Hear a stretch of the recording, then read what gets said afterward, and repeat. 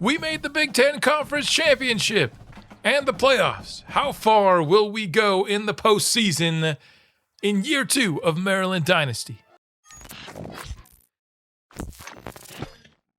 I was not expecting to be in the Big Ten Championship, vying for our first conference championship of our goal here when I started Maryland Dynasty, all the way in year 2. I also was not expecting to be the number 1 team in the country, but a very successful transfer portal period resulted in this team getting bolstered heavily in the secondary and along the lines of scrimmage, and that has really vaulted our team up into being one of the best in the nation this year. How will we fare in the playoffs facing top-tier competition? I think that we are yet to see, but our opponent here in the Big Ten Championship, we've already faced this year, and we beat them by multiple scores, 35-17. That was week 1, our first game of the season.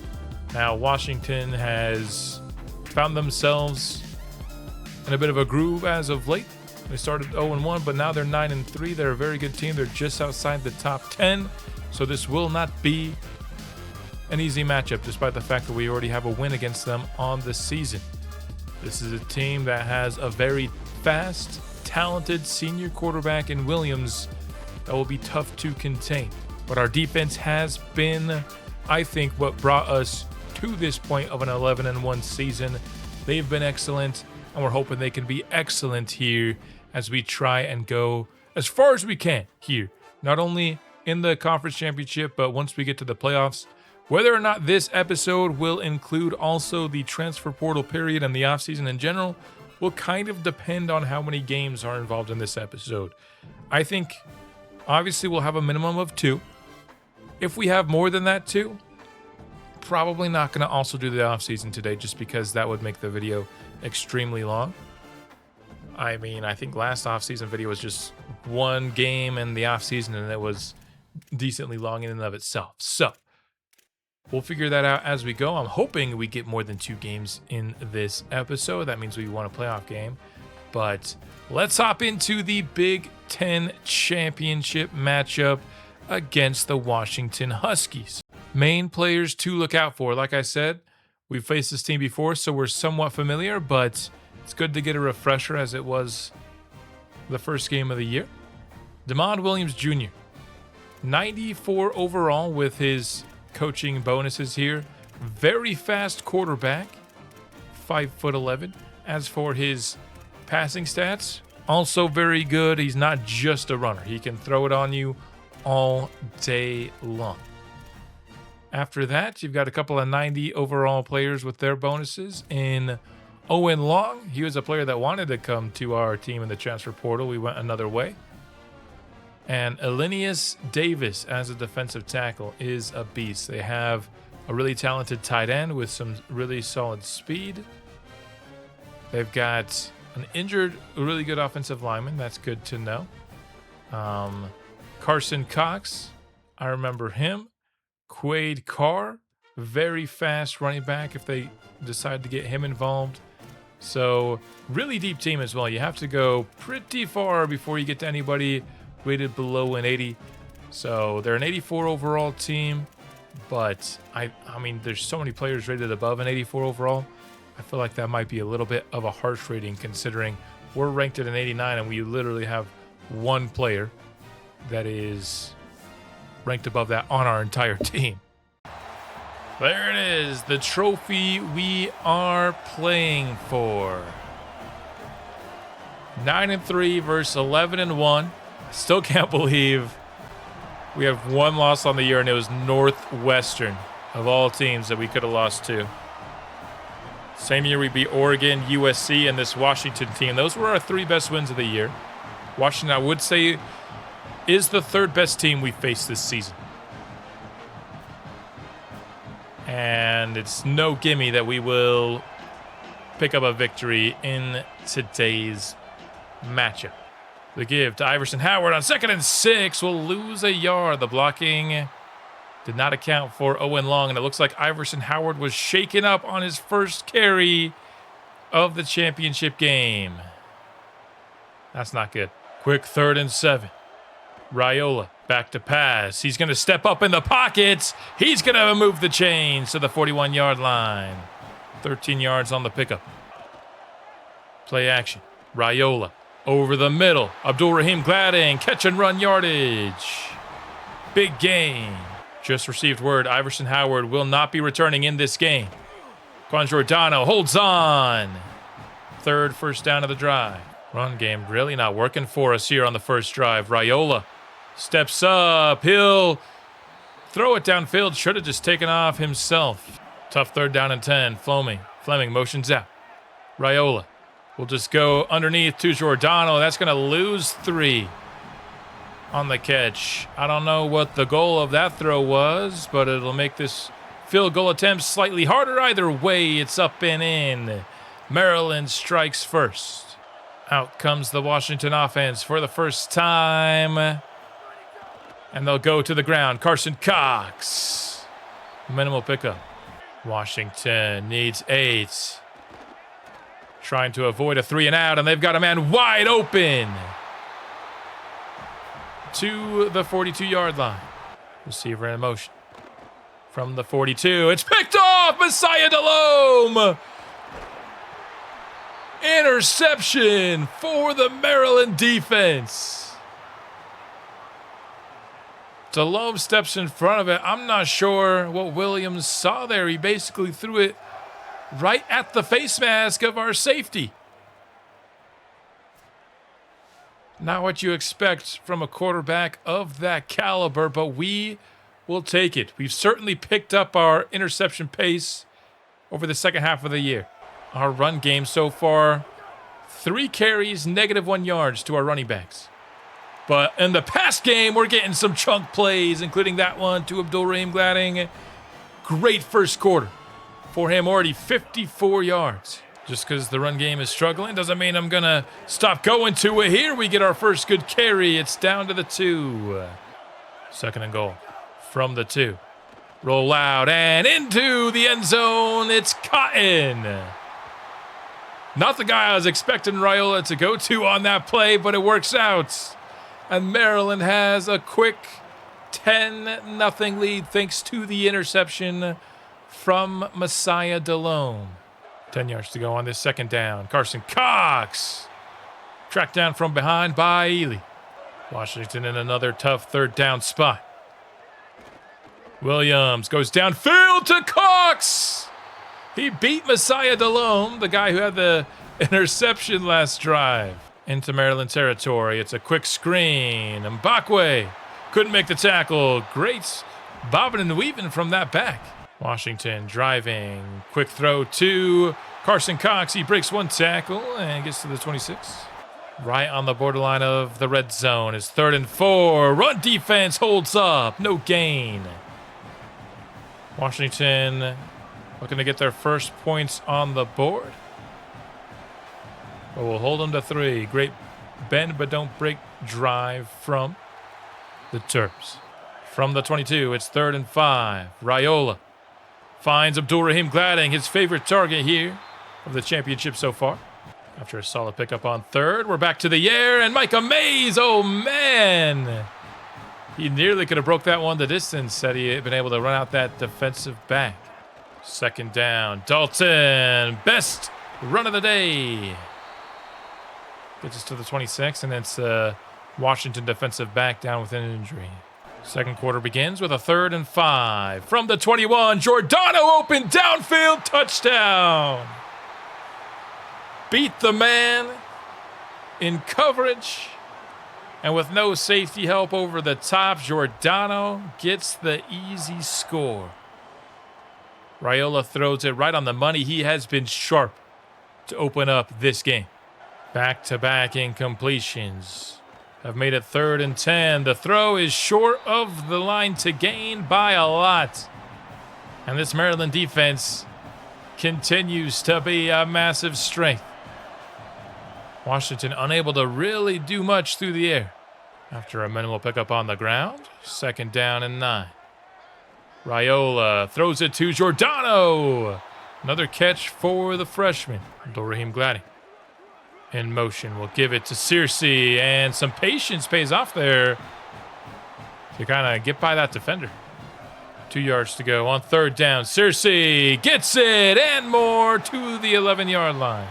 We'll try to get into the end zone on 3rd and 7 from the 8. This is such a light box. I'm actually tempted to run this, and we will. Searcy can't beat the safety.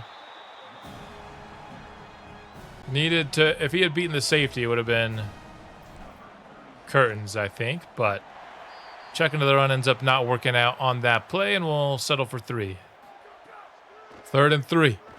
Williams going to step up in the pocket. Jaffrard held him up for a second, and I don't know why Delhome's sitting there covering nobody instead of stepping up once he sees Williams is trying to scramble.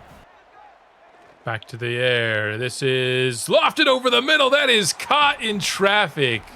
Great snag with 2 Maryland defenders right around him. Speed option, and Zion Ely gets to Williams before he could get the pitch off. From the Maryland 43. 3rd down. Williams hit as he released it. It's into the dirt at the 20-yard line, and they are just outside of field goal range. Another successful drive from this Maryland defense. Man in motion. It's Abdul-Rahim Gladdy. On 2nd down. Raiola finds Abdul-Rahim Gladdy, and that'll move the chains. 2nd down from the 24. Raiola, quick throw. Abdul-Rahim Gladdy, another first half reception. Play action on 1st down. Raiola in trouble. Down he goes. Loss of 7 yards. 2nd and long. Quick throw. Abdul-Rahim Gladdy makes it 3rd and inches. I'm in 10. And even though I asked us to double team that defensive tackle, A, we didn't double team him, and B, he blew the play up. Davis, man, he is a beast.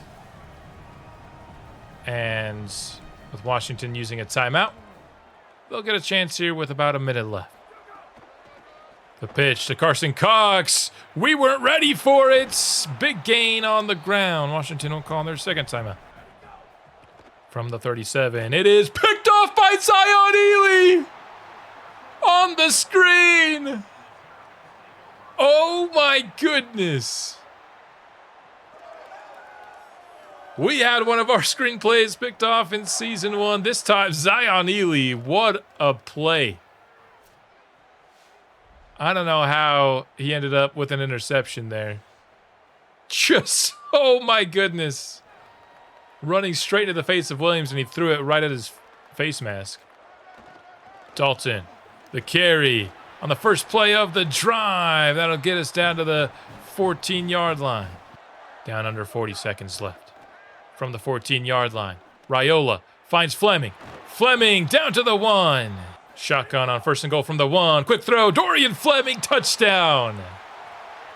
And Terrapins having a dominant half. 27-3 in favor of Maryland here. This is even more lopsided than our week 1 matchup. It's because this team's found its identity as the season has gone along, and our identity is working great. 18 of 21 for 202 passing yards for Raiola. This is the best he's looked all year long on the brightest stage. 13 seconds left. Williams searching, finding, but staying in bounds. That should end the half. And it will. We're headed to the break. 27-3 is our lead. Considering the caliber of opponent, I think that was the best half of football we might have played all season long. Up 24 already. Both sides of the ball looking dominant, especially our passing game. 5 catches in the first half for Fleming. Not many yards, but he does have the touchdown. Washington's first drive. They've got a 3rd and 5, and they get the ball out to their tight ends for the first. Zionilo was screaming in. Another Huskies 3rd down situation, 4 yards away this time. Williams on the corner route, finds the back. Big hit from Forelli, but he holds on through it. 3rd down once more. Huskies doing a little bit better of a job making it 3rd and more manageable situations, and they'll pick it up through the air. 5 yards to go. On 2nd, Williams looking to evade outside, but Caden Carter brings him down. Loss of 6 on the set. This would be a long field goal if Washington were forced to take it here. They'll get it to the tight end. He beat Forelli in coverage. That's our weak point in man coverage, is certainly Forelli against fast tight ends. Washington has taken half of the quarter down on their opening drive, but it's still going. 2nd and goal now from the 4-yard line now. Williams will take the tight end. Touchdown. Huskies, their first touchdown of the game. DeGraff was pretty heavily involved in that drive. Williams showing his trust in the tight ends. Washington trying to make it a 2-score, 16-point ball game. They'll go for 2. From the 3-yard line, receiver motions in. Cox with the carry. No chance at all. Looks like Iverson Howard is ready to come back in the game. He's the back as we start the second half. You know, the Huskies did score a touchdown, but they did a lot of our job for us. I think Howard's coming back out, by the way, because they took off so much time looking to avoid a 3 and out. Following the Huskies touchdown, Dalton just gets the first. 12 personnel for the Terrapins. Raiola continues his strong game, and the spin move was nasty from Abdul-Rahim Gladdy, springing him to the 47. From the 45, 2nd and 12. Throw out to Mays. Diving catch made by our stud receiver. Loaded box on 2nd and 9. We'll still run into it, and it looks like it's a good decision. Dalton maybe cost himself a yard on that juke. Durr Jr. in motion as we still have yet to see Giordano return from his bruised ribs. Raiola, down he goes on the sack. I think Durr Jr. might have made the wrong play on his option route. I think if he sat down, he would have been open. And I think that's what Raiola was expecting. And so when Durr kept running, he was in a bit of trouble. We'll get 3, though, out of our first drive of the second half. And just 2 drives is all it took. The third quarter's already done. Both teams taking a lot of time off the clock. Cox on the carry. That's a good pickup to officially close out the third quarter. 30-9 heading into the final period. A 21-point lead. 2 yards to go. Williams going to look to pick it up himself, and he just got it. Despite the spy, he's quick enough to get the 2. From midfield on 3rd down. Receiver in motion. Williams out to the flats. It's wide open. 1st down and more. Definitely a coverage bust there. How a man is that open in man coverage is beyond me. Once again, it's 3rd down. They'll go to the ground for it. Spears all over it. Washington remains on the field. 4th and 7. Field goal doesn't do them much good here, so I respect the decision. Williams going to go deep with it. Intercepted by Deshaun Spears. Didn't really need to pick it off, but I'll take getting our 3rd interception from Damon Williams in this game. Cotton in motion. We'll toss it out to Searcy. Good blocking. Springs him for a big gain. Down to the 31. The pitch is very much a boomer bust. That's why I use it seldomly, but it works out big time there. Under the 3.5-minute mark, and we'll score the touchdown. That will be the game ender. Harry Dalton makes it 37-9. Didn't have a lot of drives here in the second half, but that was something that we were okay with. Slowing this game down, limiting possessions, that was the goal here when you go into the half up 27-3. Victory formation, but because Washington has its timeouts, even though they're not using them, they won't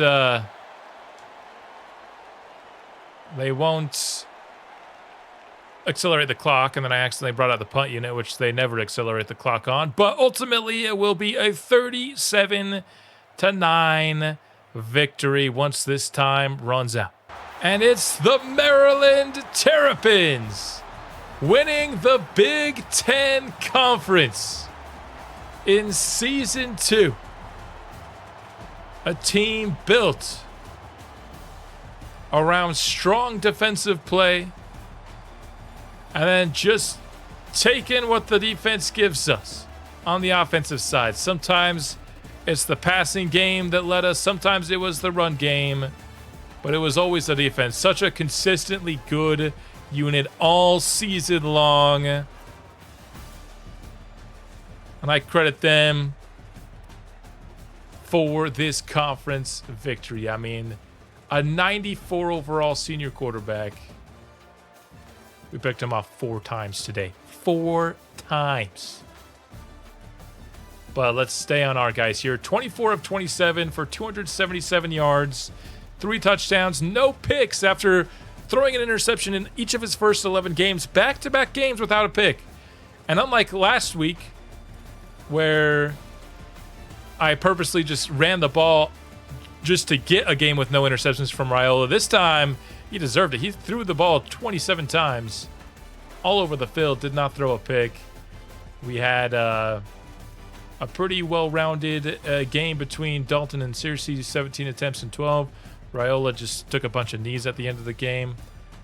10 catches for Abdul Rahim Gladding in this one for 145 yards. Fleming, 50 yards and a touchdown. Giordano, didn't see him at all in the second half, but he was really good in the first, 44 yards and a score. Decided to play it safe with his bruised ribs. Didn't want it to develop anything long-term. We will need him for the playoffs. Sacks, we only got 1 on the day, Caden Carter, but I will say Zion Ely did get a lot of pressures. He also got an interception, one of the 4 we got on the day. And there it is. Big Ten champions. That was not my expectation. I was hoping for a double-digit win season. You know, just a little bit of an improvement over the year prior. We got more than that. Your Heisman Trophy winner ends up being Darian Mensah, quarterback for Miami. 42 touchdowns on the year, 3,800 yards. Not bad at all. We've got Jalen Mbakwe with the Chuck Bednarik Award. Ended up with 4 interceptions on the year, 37 tackles, 12 passes broken up. Do we get any more awards here? We do. Defensive end of the year goes to Zion Ely. 11 sacks, 26 TFLs. Now that goes to the game still double counting TFLs and sacks, whereas that doesn't happen in sim, but it happens when you're watching/playing. So we're always going to have kind of an unfair advantage for the Defensive Lineman awards here. The Paycom Jim Thorpe Award for the best defensive back. So what was the other one? Specifically corner. Wow, a lot of awards here. Lombardi Award winner. Outstanding college lineman. Zion Ely. Taking home multiple pieces of hardware here. We get our contract renewed. We saw that before. But now we've got ourselves the college football playoffs coming up here. Let's go ahead and look at the bracket we are looking at. We, of course, have a bye. We will be facing off against the winner of Indiana versus BYU. Could be a Big Ten matchup. Or could be the BYU Cougars. And they're a team that typically recruits pretty well in this game. Now, we're still super early, so it's not like their recruits, they're all freshmen right now, obviously. But our run to the championship will be the winner of BYU versus Indiana, and then I would imagine it would be either Notre Dame or USC. I I wouldn't mind a rematch against USC. I feel like that's a team where we beat them already this year, but it was, I think, close. It should have been closer than it ultimately was. They just had such a horrific start. So on the other side, there's Georgia, Oklahoma, SMU, Baylor, Texas A&M, and Miami. So a lot of firepower on that side as well. If you want to know who won the other conference championships around the league, Delaware takes it home. We've got Washington State taking home the Pac-12 championship, UNLV in the Mountain West. Miami takes it in the ACC. BYU is your Big 12 champion. Buffalo in the MAC. In the Sun Belt, App State with a 2-point victory in overtime. That must have been fun. In the American, it is North Texas. SEC, it's Georgia. And of course, we won the Big Ten Conference Championship. Before we get to the playoffs, let's go ahead and look at National Signing Day. There's a couple guys that I wasn't really planning on getting that locked us out. And then a couple uncommitted guys here. Easy was very close. But let's go ahead and take a look at some dev trades. We get star here for Gregory Kaiser. That I really like to see. I feel like we were getting a lot of normal on our linemen, both in the transfer portal and in the freshman recruiting class last year. We get impact on Kumarau. Better than normal. I'll take it. And his ratings, I just think his starting ratings look so good to me. Ejiofor, man, just impact. Whenever you get a star with only impact, it feels a little bad. But another guy whose ratings just look absolutely insane. Prescott, unfortunately normal dev for a very speedy linebacker. Impact for Mohamed Zambo. Steven Jordan is star dev at the running back spot. Dylan Gathers, impact. Another, just when you get a gem and they're only impact, and it happens for both of our corners, it just doesn't feel good. In fact, it happens for all of our 3-star gems. And then normal for our punter. He's a punter, though. Missed out on star with Spencer Darisaw. Could have been a very fun quarterback to bring in. Missed out on impact. So we were getting impact dev at corner no matter who we got. But no elite devs. I think we're still yet to see an elite dev in our recruiting class. But we've gotten a few stars that we can hang our hat on. Although only 2 this time. A lot of impact, and that's fine. A couple normal. 2 stars. It's Jordan and it's Kaiser. We are not even in the top 50 in terms of recruiting classes at this point in the season with only 10 signings. A lot of people have more than that. I like to save some for the transfer portal, but it looks like a lot of these top teams in our conference are using most of their recruitment slots on freshmen this year.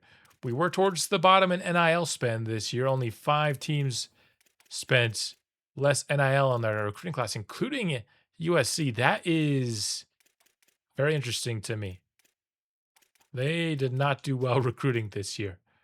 But in terms of ranking, Ohio State, number 1 class in the nation, top 5. Oregon, 10, 11, 15, 20. So, the Big Ten, it's not quite as insane in recruiting as the SEC, but they're still very good. I mean, if you just look at the SEC, yeah, they have 5 of the top 10 classes. You have to go all the way down to the bottom half before you get guys outside the top 25 classes, which I guess we're kind of similar in that spot. We're just such a massive conference. But only 3 of the top 10 classes. Either way, though, this isn't a SEC rebuild. Let's go ahead and find out who we're going to play here in round 1 of the playoffs. I was just looking to see if our coordinators have moved on, and this good season has us at a really solid coach prestige. Now, I believe these grades are coach prestige, right? They're not like grades or anything. So that could help us in the next class in portal. Now, that isn't, assuming that guys like Schultz and Emery don't get hired elsewhere, which could certainly happen. But they've got some solid 3-year contracts remaining for now. And they've gone up a little bit here in their levels. They're both level 18s now. We're a level 19 ourselves. Another nice thing about being in the playoffs, this will be the last thing I do before we find out our opponent, is it allows you to win multiple bowl games in a season, which really accelerates how quick you can unlock strategists. I really like strategists. Just it makes getting good visits just awesome. And then lowering deal breaker thresholds, I also really like.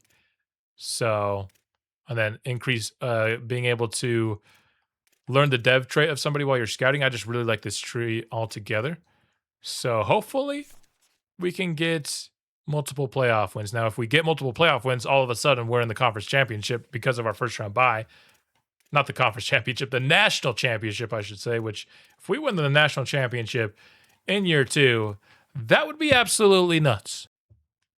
At the same time, though, like the way we're playing, I don't know who can beat us. We're listed at an 86 overall now, which I think is a little bit more accurate, if I'm being honest.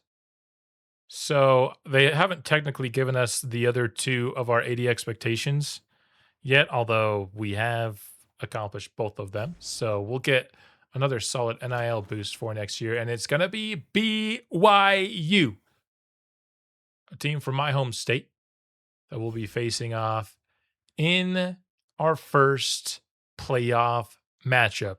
So if we beat this team, then it'll likely just be the playoffs that we're focusing on in today's episode and not the offseason. If we end up losing to BYU, who's 12-2, and a conference champion themselves, then we will get to the offseason. But that's not my goal. My goal is to beat BYU. Top guys to look out for on BYU's roster. This is not as good of a team as the one we just beat in Washington, I'll say. And beat is even, a nice way of putting it. We just railroaded that team.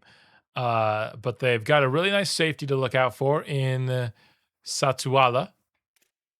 They've got themselves a really good receiving core, including a 94 speed favors here. Junior quarterback Bear Bachmeyer, who wears number 47, which is quite something. Really fast corner here in Alexander III. This is still very much so a good team, but it's a team that I think we are better than, and a team that I think is probably only like the 4th best team we faced this year off the top of my head. In the Rose Bowl for this one, the official Rose Bowl game. Number 1 versus number 9, 2 top 10 teams in the nation going at it. This should be quite fun. Sooner than I expected, but it's certainly a team worthy of not only making the college football playoff, but hopefully making a bit of a statement in it. It is going to take me some time getting used to seeing 47 at the quarterback spot, but we get a big tackle from Mbakwe, your best defensive back in college football this season. Loss of 2 on the first play of the game. So a quick 3rd and 7 for the Cougars. Bear Bachmeyer lofting on the corner. Farrelly makes the play downfield. Will force the BYU punt. Taking over from the 34, it's Raiola in the offense. Quick snag by Giordano to open up the game. Giordano in motion on 2nd and 7 from midfield. Raiola throws to Micah Mays to move the chains. Empty formation on 3rd and from the 37, not on 3rd and 7. That was 2nd and 9, but it's a big play for Fleming. Needing 2 on 3rd down. Dalton. He's stopped short somehow. They're calling for the offense to stay on the field. 4th down and inches. From inside the 10, Iverson Howard gets not only the first down, but the opening touchdown of the game. Maryland drives down the field and takes the early lead. Bachmeyer under the center on 3rd and 6. Back to pass. He's got room to scramble, and he does. First down, Cougars. 2nd and 3 underneath. That'll move the sticks to the 41. On 2nd, Bachmeyer has a man. Big play for the Cougars inside the 40-yard line. JoJo Phillips on the reception. BYU's offense looking good here on their second drive. Bachmeier has a million years to throw it and finally finds a man. Completely shut down our defensive line on that play, putting the Cougars in the red zone. 3rd and 9. We're going to try and force BYU into a field goal on this drive. RPO, which picked off. We'll do even better. This defense is ball hawking in a major way today. Wow. 4 interceptions in the Big Ten Championship.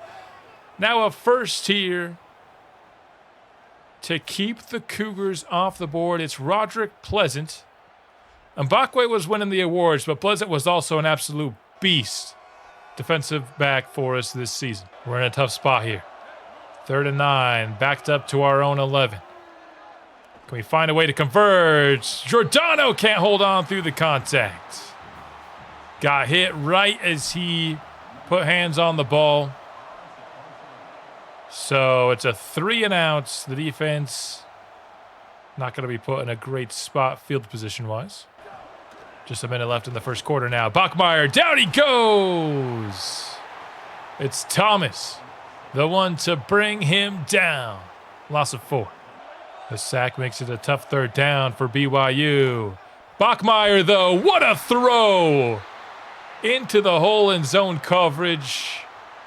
I mean, hats off to that throw. That was nice. 4 receivers on the field for the Cougars here on the opening play of the second quarter. Phillips in an orbit motion. They'll give it out to him. Good blocking by the BYU receivers makes it a 1st down. Bachmeier on 2nd and 9. Oh, man, nearly threw his 2nd interception to Pleasant. What a play by the receiver to win that ball. Back to the air. Into the flats for the back. Mbakwe can't wrap up. 1st and goal from the 7. Cougars looking to tie things up. Play action. To the tight end. Breaks 1 tackle. Falls forward into the end zone. Touchdown BYU. I'm starting to see why this team won the Big 12 championship and beat Indiana a round to go. This offense is pretty impressive.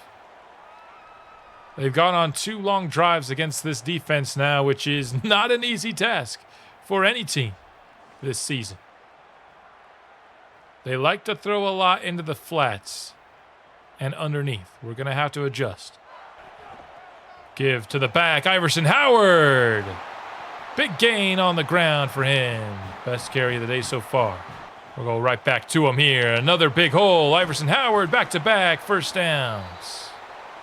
Now we'll give him a rest. From the 30, Dalton. That's a massive hole. Dalton to the 5. Touchdown. Not a Cougar defender in sight. As Maryland responds with a touchdown drive of our own after BYU ties us up. The BYU offense may be impressing me, but this defense is looking gettable. Cougars at risk here of a 3 and out. Into the flat. That had no chance whatsoever. 4-yard loss to force the BYU punt, and Pleasant is having himself quite the first half. 3rd down and 2 for the Maryland offense. Raiola nearly throws a pick into the flat. They're going to have us go for it here from the 45 on 4th and 2.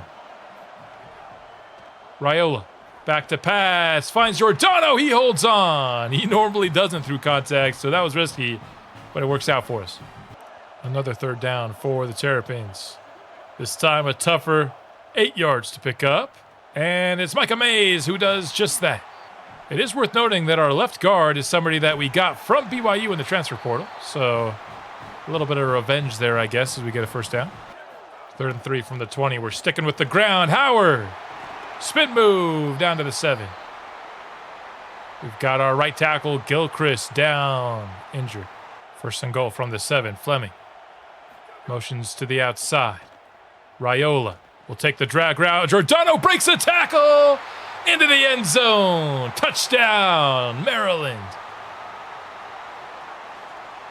Great physical play from Giordano, using that elite size to his advantage.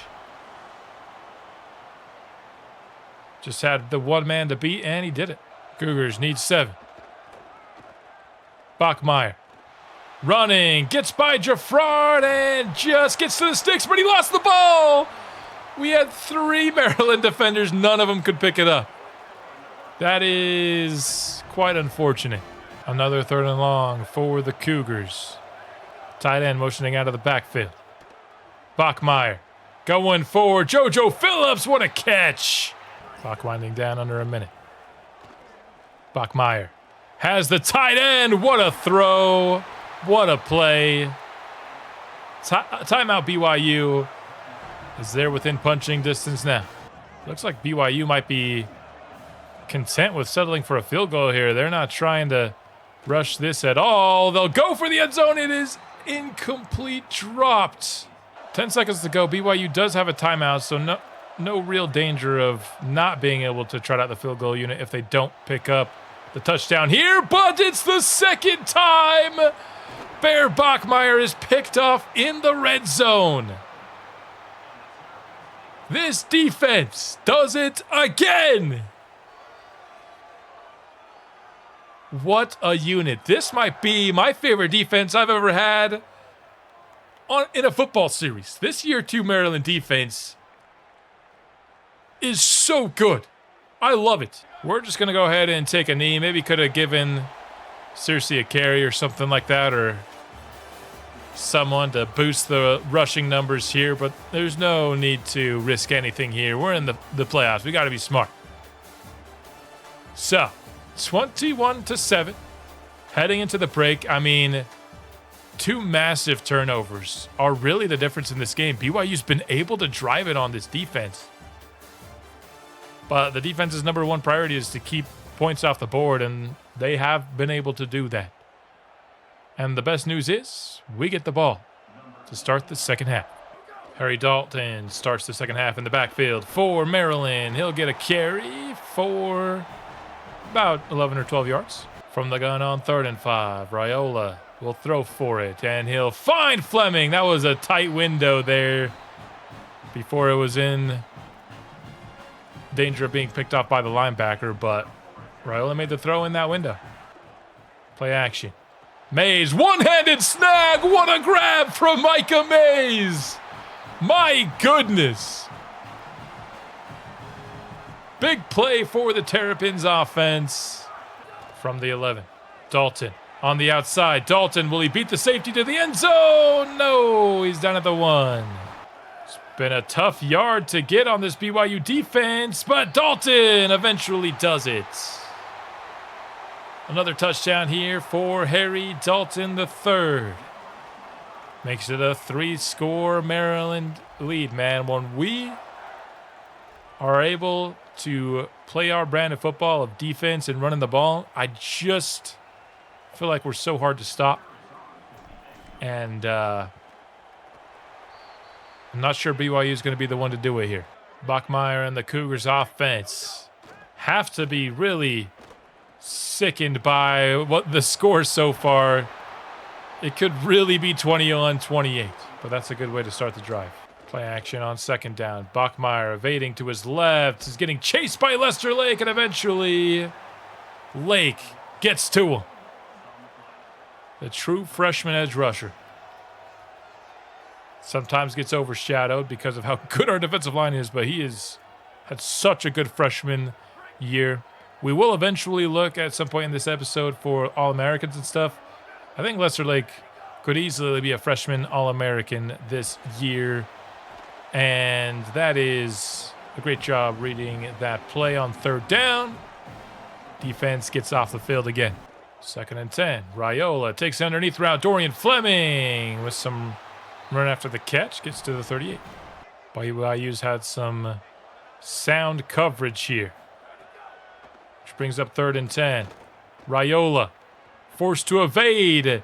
Gets by the defensive line and gets past the first down marker. What a play. From the 46. Raiola finds Micah Mays right in stride to the 26. 3rd and 1. Why not? One more time on the ground. Pancake block. Springs Dalton. Sticking with the ground game once more. Harry Dalton. Can it be 3? Yes, it can. A trio of touchdowns for Harry Dalton III. Iverson Howard continues to be shaken up here in this episode, and Harry Dalton is taking advantage of it with his increased workload. 3rd and 6. BYU will score their second touchdown of the game. Finally, they convert in the red zone. Guys dancing quite a bit for... I mean, you know what? His season's about to end. Let's let him have his fun. I thought BYU brought out their backups a little bit too early here, but maybe we did a little bit too late. But 38-14. We'll kick a field goal following the 2-minute timeout, and now we'll bring in the backups and get this game over with as we will win the Rose Bowl. And the game is over. The Rose Bowl champions are your Maryland Terrapins. Was not much of a difficult game for the boys in this one. The one thing I wish they would change, when you mass sub in the backups, I'd still like the starters to be the ones celebrating here. Can we get that change, EA? Harry Dalton, 105 rushing yards, 3 touchdowns on 15 carries. BYU just could not stop our run game, and ultimately that made it a easy win for us. Yeah, I'd like to see my starters in this screen. Guess I just got to remember, like, before the last play of the game to try and bring our starters back in or something. I don't know. But another dominant victory for Maryland. This team is certainly looking like the #1 team in the country.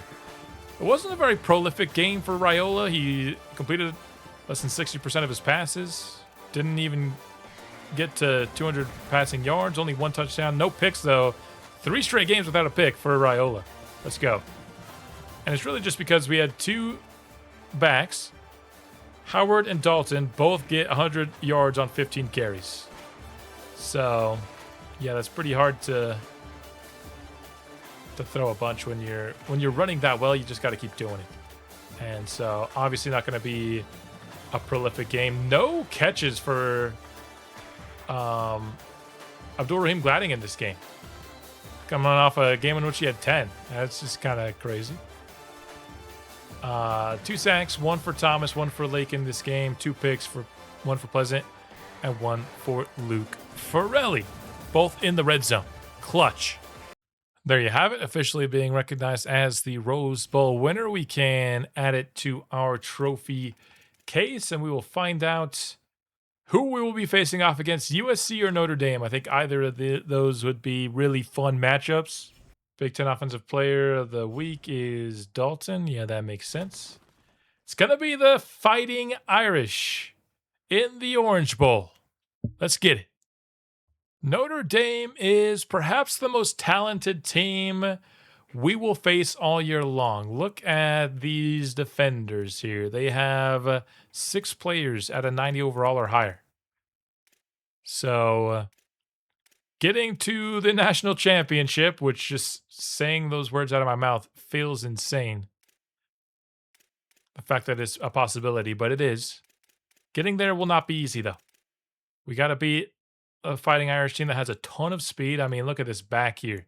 TJ Mobley, 94 speed, 98 acceleration. Don't be fooled by the number 49. This guy is a speed demon. Got good speed. A linebacker, a safety here.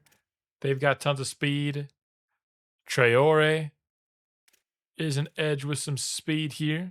Not the most speed here for a receiver here in Micah Gilbert. They are quarterbacked by Ethan Grunkmeyer, redshirt junior.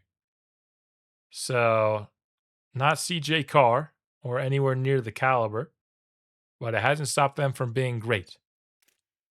If this team had like a really good quarterback helming them, I'd be even more worried than I am right now. But whenever you have a quarterback who's not great going against this defense, I'm going to say we have a chance. Their offensive line, though, is very, very good. They might be able to run the ball on us. I'd say overall, we're worse against the run than we are the pass this year, but we always have the lead, and so teams are just forced to pass against us. But if Notre Dame can run the ball on us, which they might be able to with that running back, really they have 3 great running backs, so then the offensive line, this could be the most difficult game of the year for us. It's either this or Oregon. Oregon was also very good. We ended up beating Oregon in what was kind of a bloodbath. Probably should expect the same here against Notre Dame. A trip to the national championship on the line in the Orange Bowl against Notre Dame. This is the highest stakes game Maryland has played in years. In fact, every game we've played today has been the highest stakes game Maryland has played in years.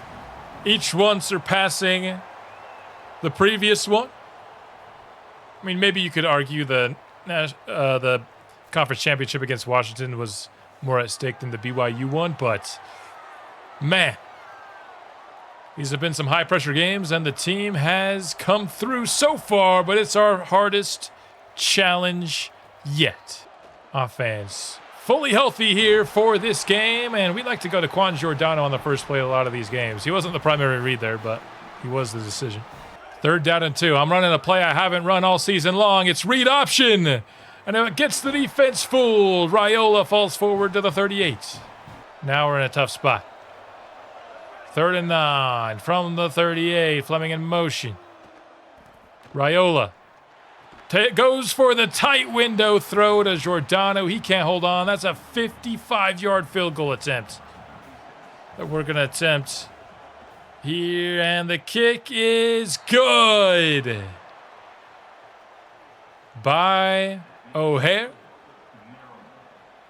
I don't want to spoil anything, but he is a second-team All-American kicker this year, showing off why. Quick 3rd and long for Notre Dame, tight end. Crosses to the left side. Back to pass. Notre Dame has time, has a man, but it is only to the 31, 2 yards short.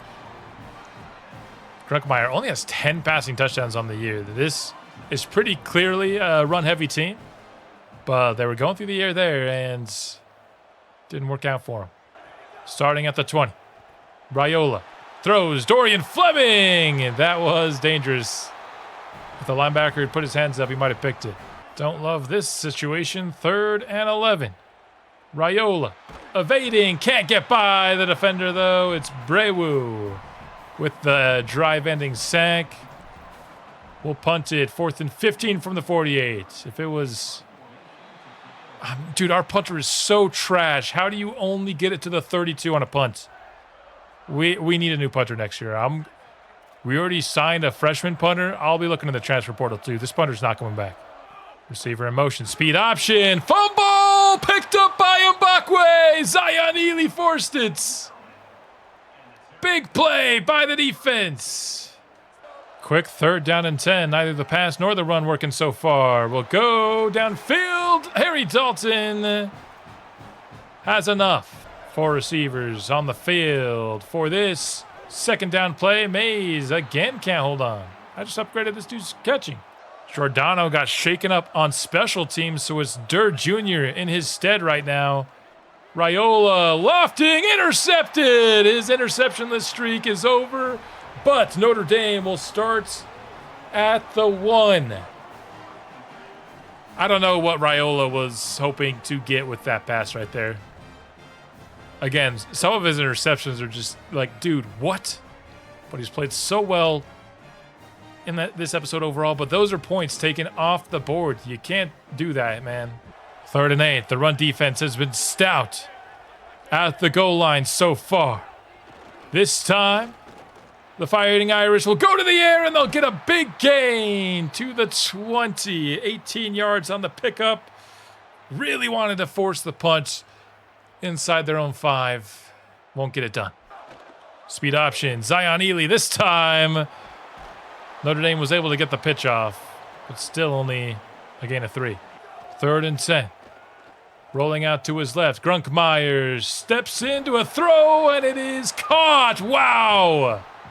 What a grab in traffic by Bettis.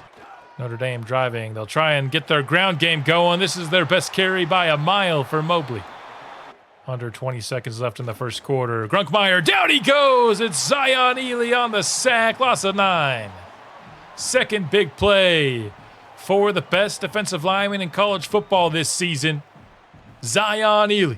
Second quarter now underway. Grunkmeyer. Clean pocket. Tight end open after breaking the tackle. Mobley trying to get to the edge, but we were ready for it. Carter on the tackle. Now 3rd and 10. 2 tight ends out for the Fighting Irish. It's read option. Grunkmeyer just short. Spears was not really reading the quarterback there. 4th and about a half of a yard. They'll try to pick it up on the ground. Mobley gets it.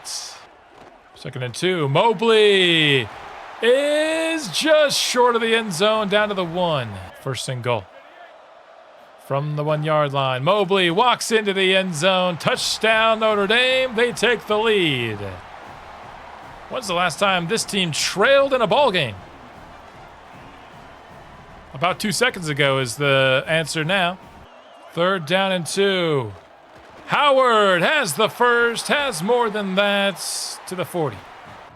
Fleming in motion on 2nd and 6. Raiola has a wide open Iverson Howard on the angle route. 2nd and 6. Raiola throws it to Fleming. Catch and run to the 8. 2nd and goal from the 3. Raiola finds Micah Mays in the end zone. Touchdown, Maryland. Back on top here in the second quarter. What a competitive game it has been. 3.5 still remain before we take it to the halftime break.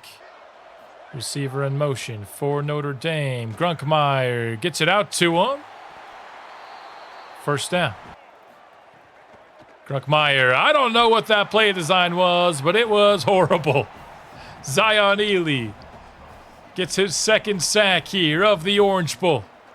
Will Notre Dame get this snap off? Yes, they will, just before the 2-minute timeout. And Lester Lake keeps contained. 3rd and 20. Grunkmeyer not going to get free. Farrelly brings him down for a loss of 2 yards. Maryland takes a timeout.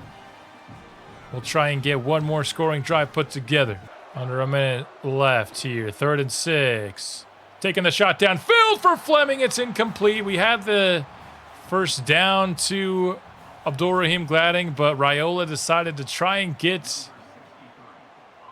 a few more yards, and by a few I mean a decent bit. Didn't work, and we're forced to punt. Grunkmeyer back to pass. 5 receivers on the field for the Fighting Irish. It is incomplete. 3rd and 10. Notre Dame might just be trying to run out the half. That is what they'll do. Mobley spins. He's got dangerous speed. Enough that Notre Dame has reconsidered their position. 26 seconds and 2 timeouts. Notre Dame back to the air and complete, but in bounds. We'll take that. 3rd and 10. Grunkmeyer. Pressure gets to him, and it forces the low throw. Might as well go for it with 4 seconds remaining. Just take a shot downfield. Grunkmeyer finds his target. It's incomplete. Into the half we go. 10-7 in favor of the good guys. I honestly can't remember who started with the ball, though. Hopefully Notre Dame did. But if I had to guess, I think we did. But either way, Being able to be up heading into the halftime break is big time for us against this really loaded Notre Dame squad.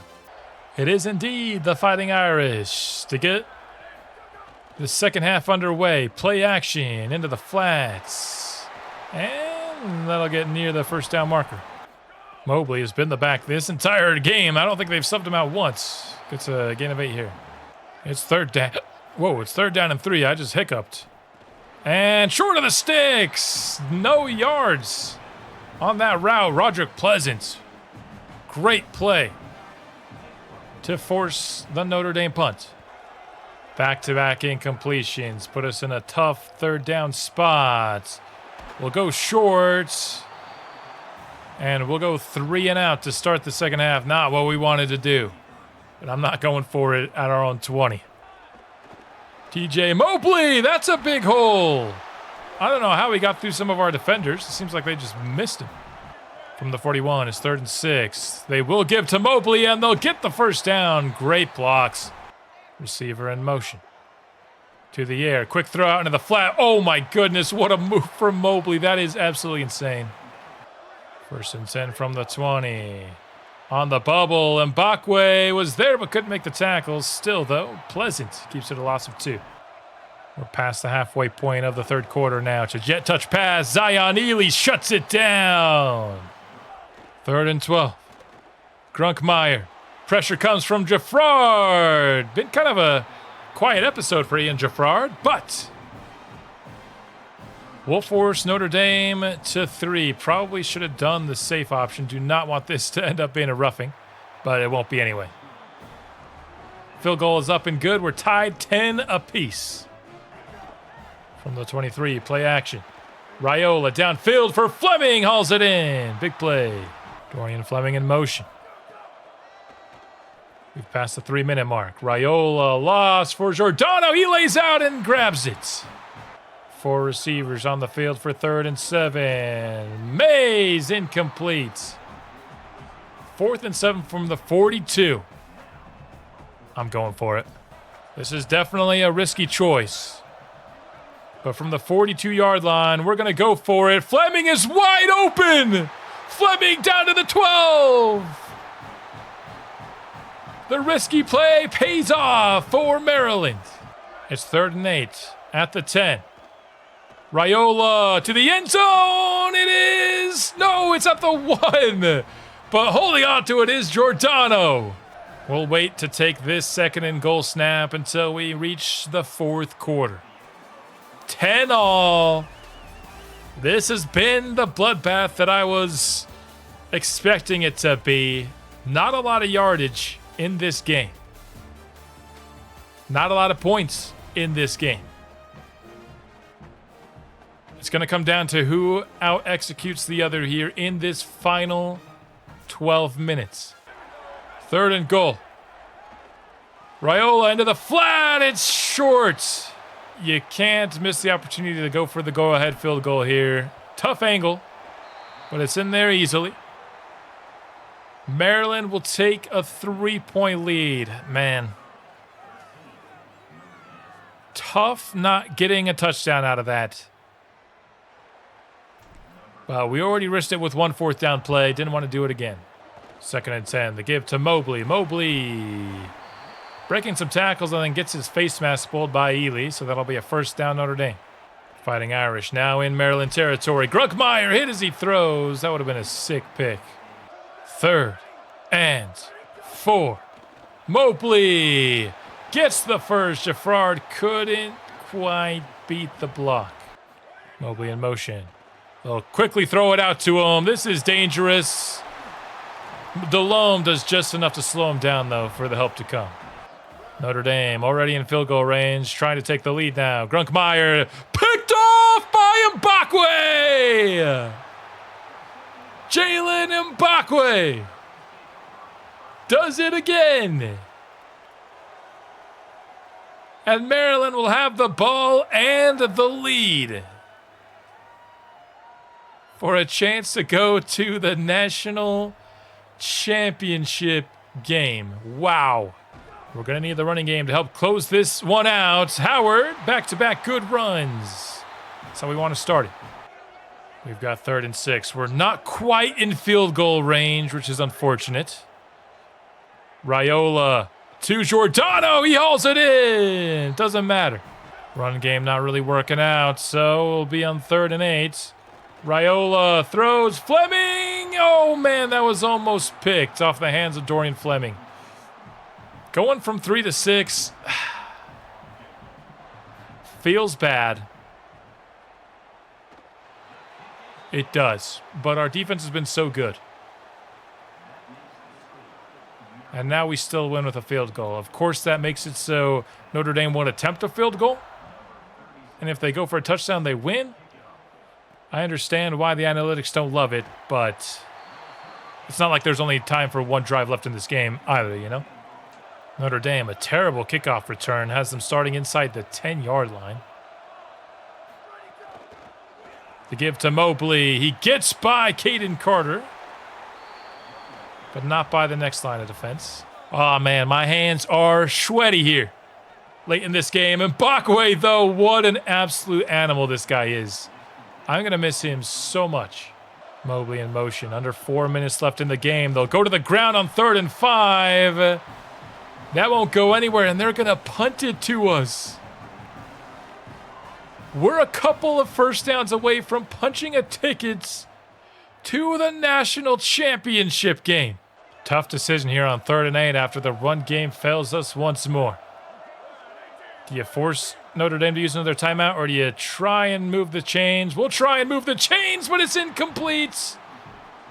Great coverage. Micah Mays has just not been hauling in contested catch situations today. We'll be forced to punt it, man. Now, all of a sudden, only being up 6 looks bad, especially if we can't bring down Mobley on the punt return. Him being a punt returner is just a cheat code. Oh, man, it all comes down to this. This is what football's all about, baby. Grunkmeyer, in trouble, gets rid of it. Final play before the 2-minute timeout, most likely at least. Grunkmeyer is incomplete downfield. Notre Dame will get one more playoff before the 2-minute timeout. Lucky Ducks, or Lucky Irish, I guess. 3rd and 10, Grunkmeyer taking the shot downfield, incomplete.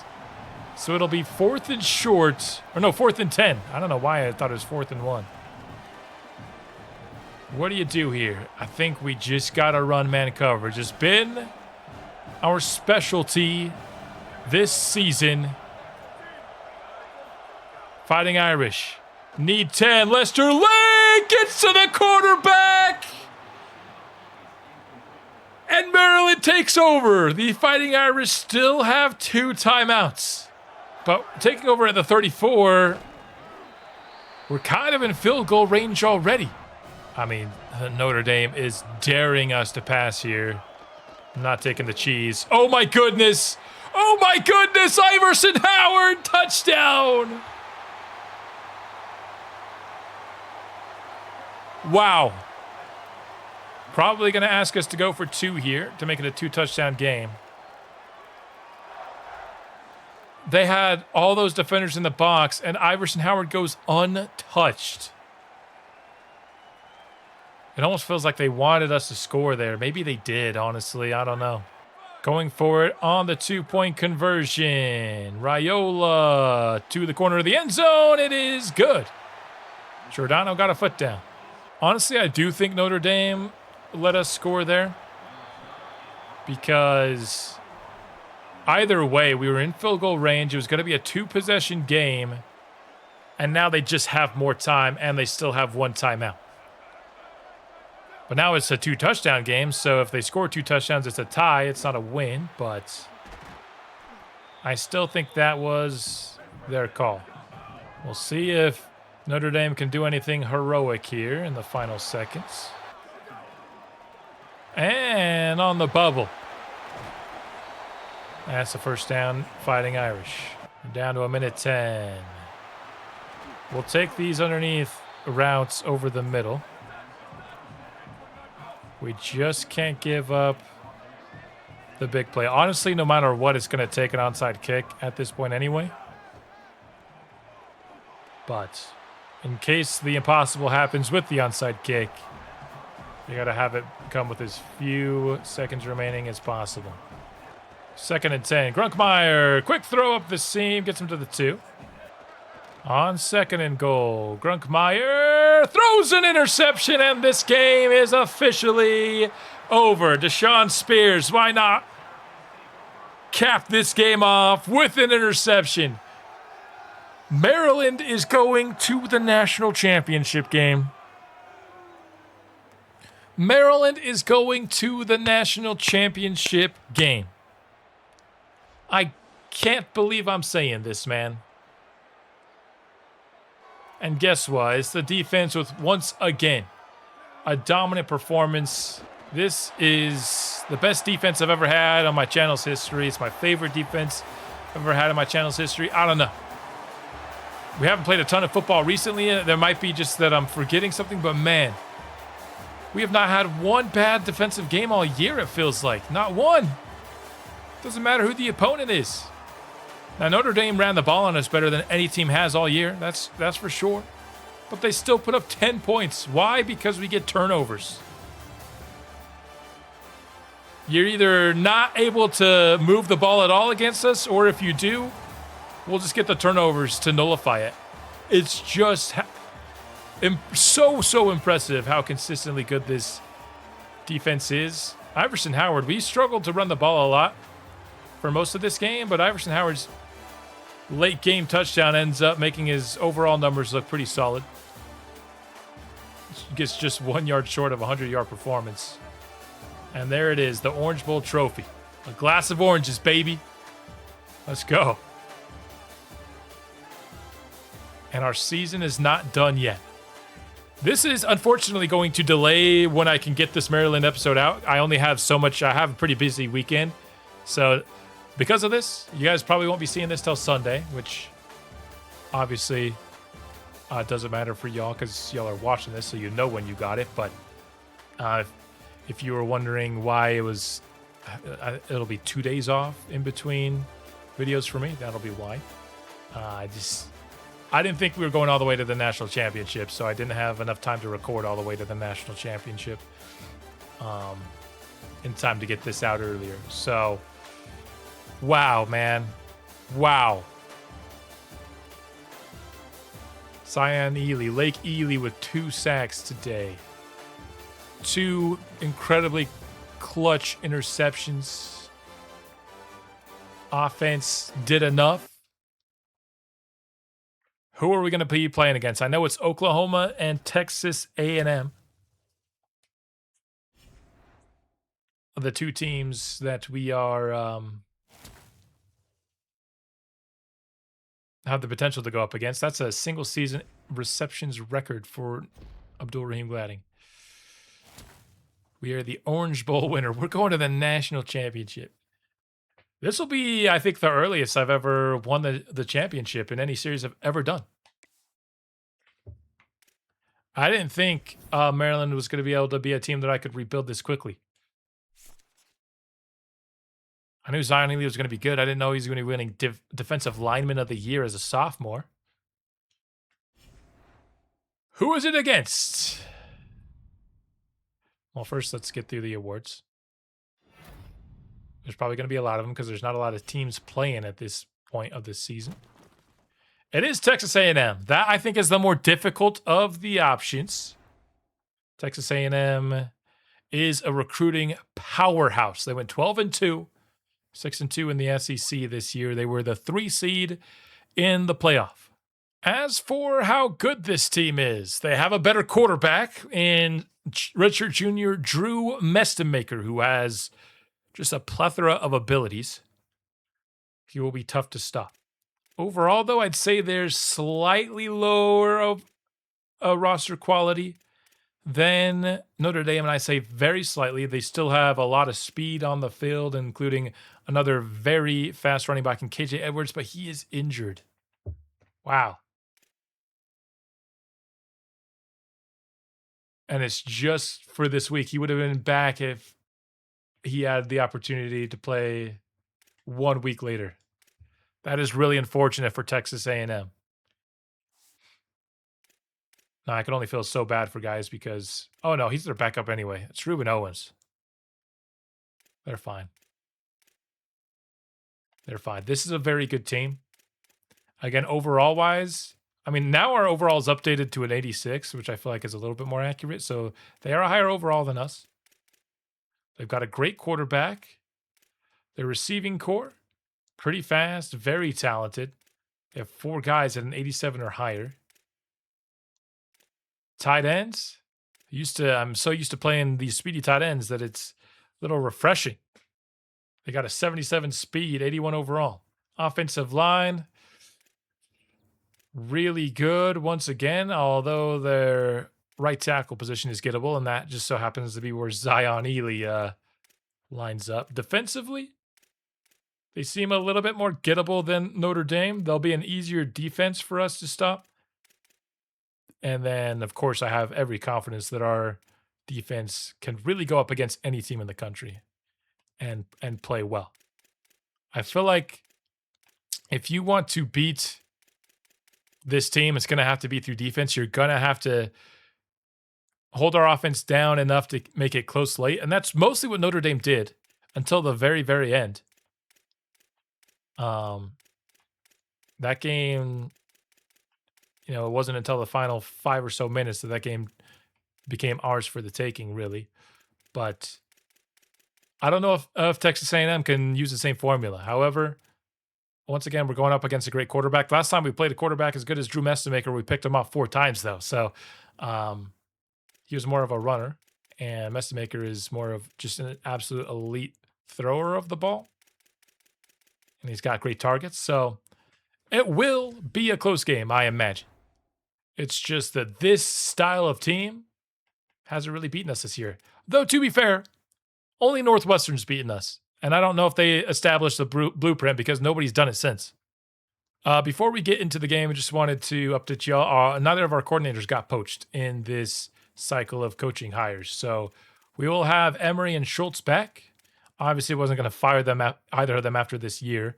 And I'm still in a spot where I'm okay not spending any NIL on coordinators. I think eventually I'd like to get some like really cool abilities, but I'm kind of wanting to save some NIL. We spent a ton last year, and that was even with not spending any on coordinators. I'm trying to lower it a little bit this year, maybe eventually upgrade our facilities.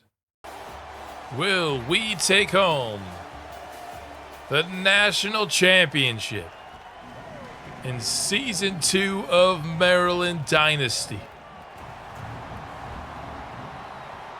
The time to find that out is now.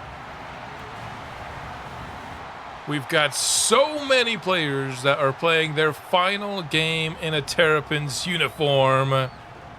You love to send people home with a victory. Let's see if that will be the case. Texas A&M, talented football team, but we've been beating talented football teams all the way to this game. Mestemaker and the A&M offense takes the field first. Tracking down the running back is Luke Ferrelli on the first play of the game. 3rd down, 9 yards to go. Can we force the quick 3 and out? Mestemaker downfield as his man. For the first down, Pleasant in good coverage, but couldn't make the play. First downs from the 43-yard line. Mestemaker, play action. Finds the tight end underneath. That'll move the chains again. Play action once more. Mestemaker over the middle, has a man. Another first down, 3rd of the drive. He's driving. Mestemaker. Somehow that play worked. I don't know how it did, but it did. Fringe red zone territory for Texas A&M. Throw out on the bubble. It's wide open. And the tight end gets it down to the 1-yard line. There's an A&M offensive lineman down with an injury. But 1st and goal, down to the 1 on the opening drive. This Aggies offense has looked really good. 1st and goal. The give to the back is in there for the score. Texas A&M makes it look easy. They had 1 third down the entire drive. And it was a pretty tight conversion. This was close to a 3-and-out. It ended up being a touchdown drive instead. Micah Mays in motion from the 26. Raiola throws an interception, and this might go the distance the other way. It's a pick six. Trying to find Iverson Howard in the flat. And we're down 2 touchdowns just not even 4 minutes into the national championship game. This is a nightmare start for Maryland. Raiola couldn't find anything he wanted. Tried to go to the check down, but that was covered up perfectly as well. Big time error to start the game for our quarterback. 1st and 10. To the ground game will go. Best pickup of the day. Back to Iverson Howard. 2nd and inches. Howard cuts upfield. Big gain on the ground on back-to-back plays. 3rd and 5 from the 44. Raiola will take the crossing route. It's just out of reach for Quan Giordano. And the nightmare start continues. We'll have to punt here on 4th and 5. We're going to need the defense to step up in their second drive out. Play action. Mestamaker almost sacked. Instead, it's a big gain for the Aggies. To the 43. Coverage bust there for sure. Texas A&M trots out 2 tight ends again. Mestamaker just not getting enough pressure. And he is dicing us up. Already 100 yards for Drew. Receiver in motion. Play action again. And another completion over the middle. Mestamaker has not thrown an incompletion yet in this game. 2nd down. Mestamaker downfield has a man again. It's their tight end to the 3. What's up with this pass defense? You can't get a single stop. 2nd down. Back to Ruben Owens. Farrelly tracks him down. Back-to-back losses for Owens. 3rd down. Owens down for a loss. Zion Ely gets there. And we'll force the Texas A&M field goal, but we're going to be down 3 scores as this first quarter starts to wind down. Raiola gives to the back. It's Iverson Howard. Another big gain on the ground. Cotton in motion. We'll get the snap off with 2 seconds left. And Dalton gets stuffed for a loss of 2 on 3rd and 1. You've got to be kidding me. How do you choose not to cut inside there? Harry Dalton. Oh my goodness. What is going on with this team, dude? We're playing so terribly in the first quarter of the national championship game after a nightmare start. We're not bringing out the punt unit. We're going for it on 4th and 3, and we get the conversion we need. 3rd down, the give is once again short, dude. We can't gain any yardage on these short down conversions. But we're going to go for it on 4th for the 2nd time in the drive. Howard didn't get there, dude. Oh my gosh, this offense. Ruben Owens, the give. That's a big gain to start the drive. They say he fumbled it. We recovered it. I'm not sure that was a fumble, though. We'll try and hurry up to the line. And it looks like they're not going to review it. Wow, a big turnover. I didn't react to it because I didn't think it was going to be a fumble. But it was. That is a massive play for Maryland. We needed that desperately. In A&M territory. Quick throw to Micah Mays. Big chunk gain, 18 yards. After a loss on the ground, we'll go to the air on 2nd and 12. Raiola steps up, takes it off himself to the 10-5 touchdown. Dylan Raiola. His longest run of the season, I think. Puts Maryland on the board, and we turn the Ruben Owens fumble into a touchdown. I think, is that the first? No, it's not the first fumble recovery we've had. But it might be the second. That has not been the way we've generated most of our turnovers this season, but we turn it into 7. And we make the game look a little bit better now, but we got to start getting some stops on defense. Just in terms of stopping them from getting yardage. Receiver in motion, jet touch pass. Loss of 3. Roderick Pleasant the first to get there. Aggies need 2 on 3rd down. Receiver in motion. Mestamaker will throw for it. Mestamaker hit as he throws, and it is enough to force the completion. Finally, a little bit of pressure from Lester Lake from inside the 10 after Shakir questionably did not let a ball bounce into the end zone. He caught it at like the 2-yard line. Raiola has Mays downfield. Will keep the drive alive. 3rd down and 2. Raiola on the angle route, wide open, Iverson Howard. He's been a big focal point for us in the first half. Inside zone, Iverson Howard moves the chains to the 30. To the air on 1st down, Mays. Quick 1st down conversion right before the 2-minute timeout.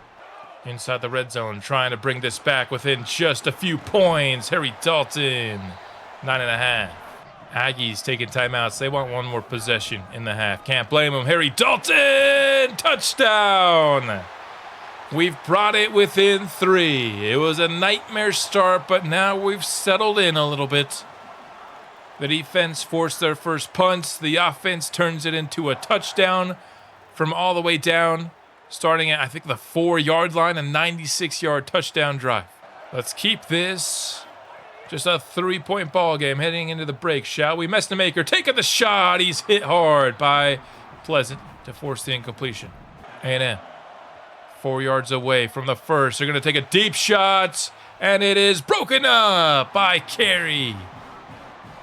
And now it's Maryland, who could go into the half tied, or maybe even with the lead. We've got a minute left, all 3 timeouts.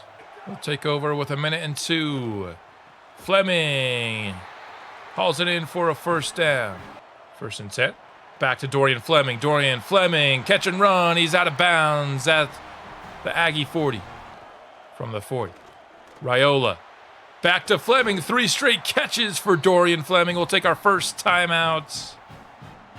And we're in scoring range. From the 24. Raiola. Into the flat. Jordana will pick up 4 yards.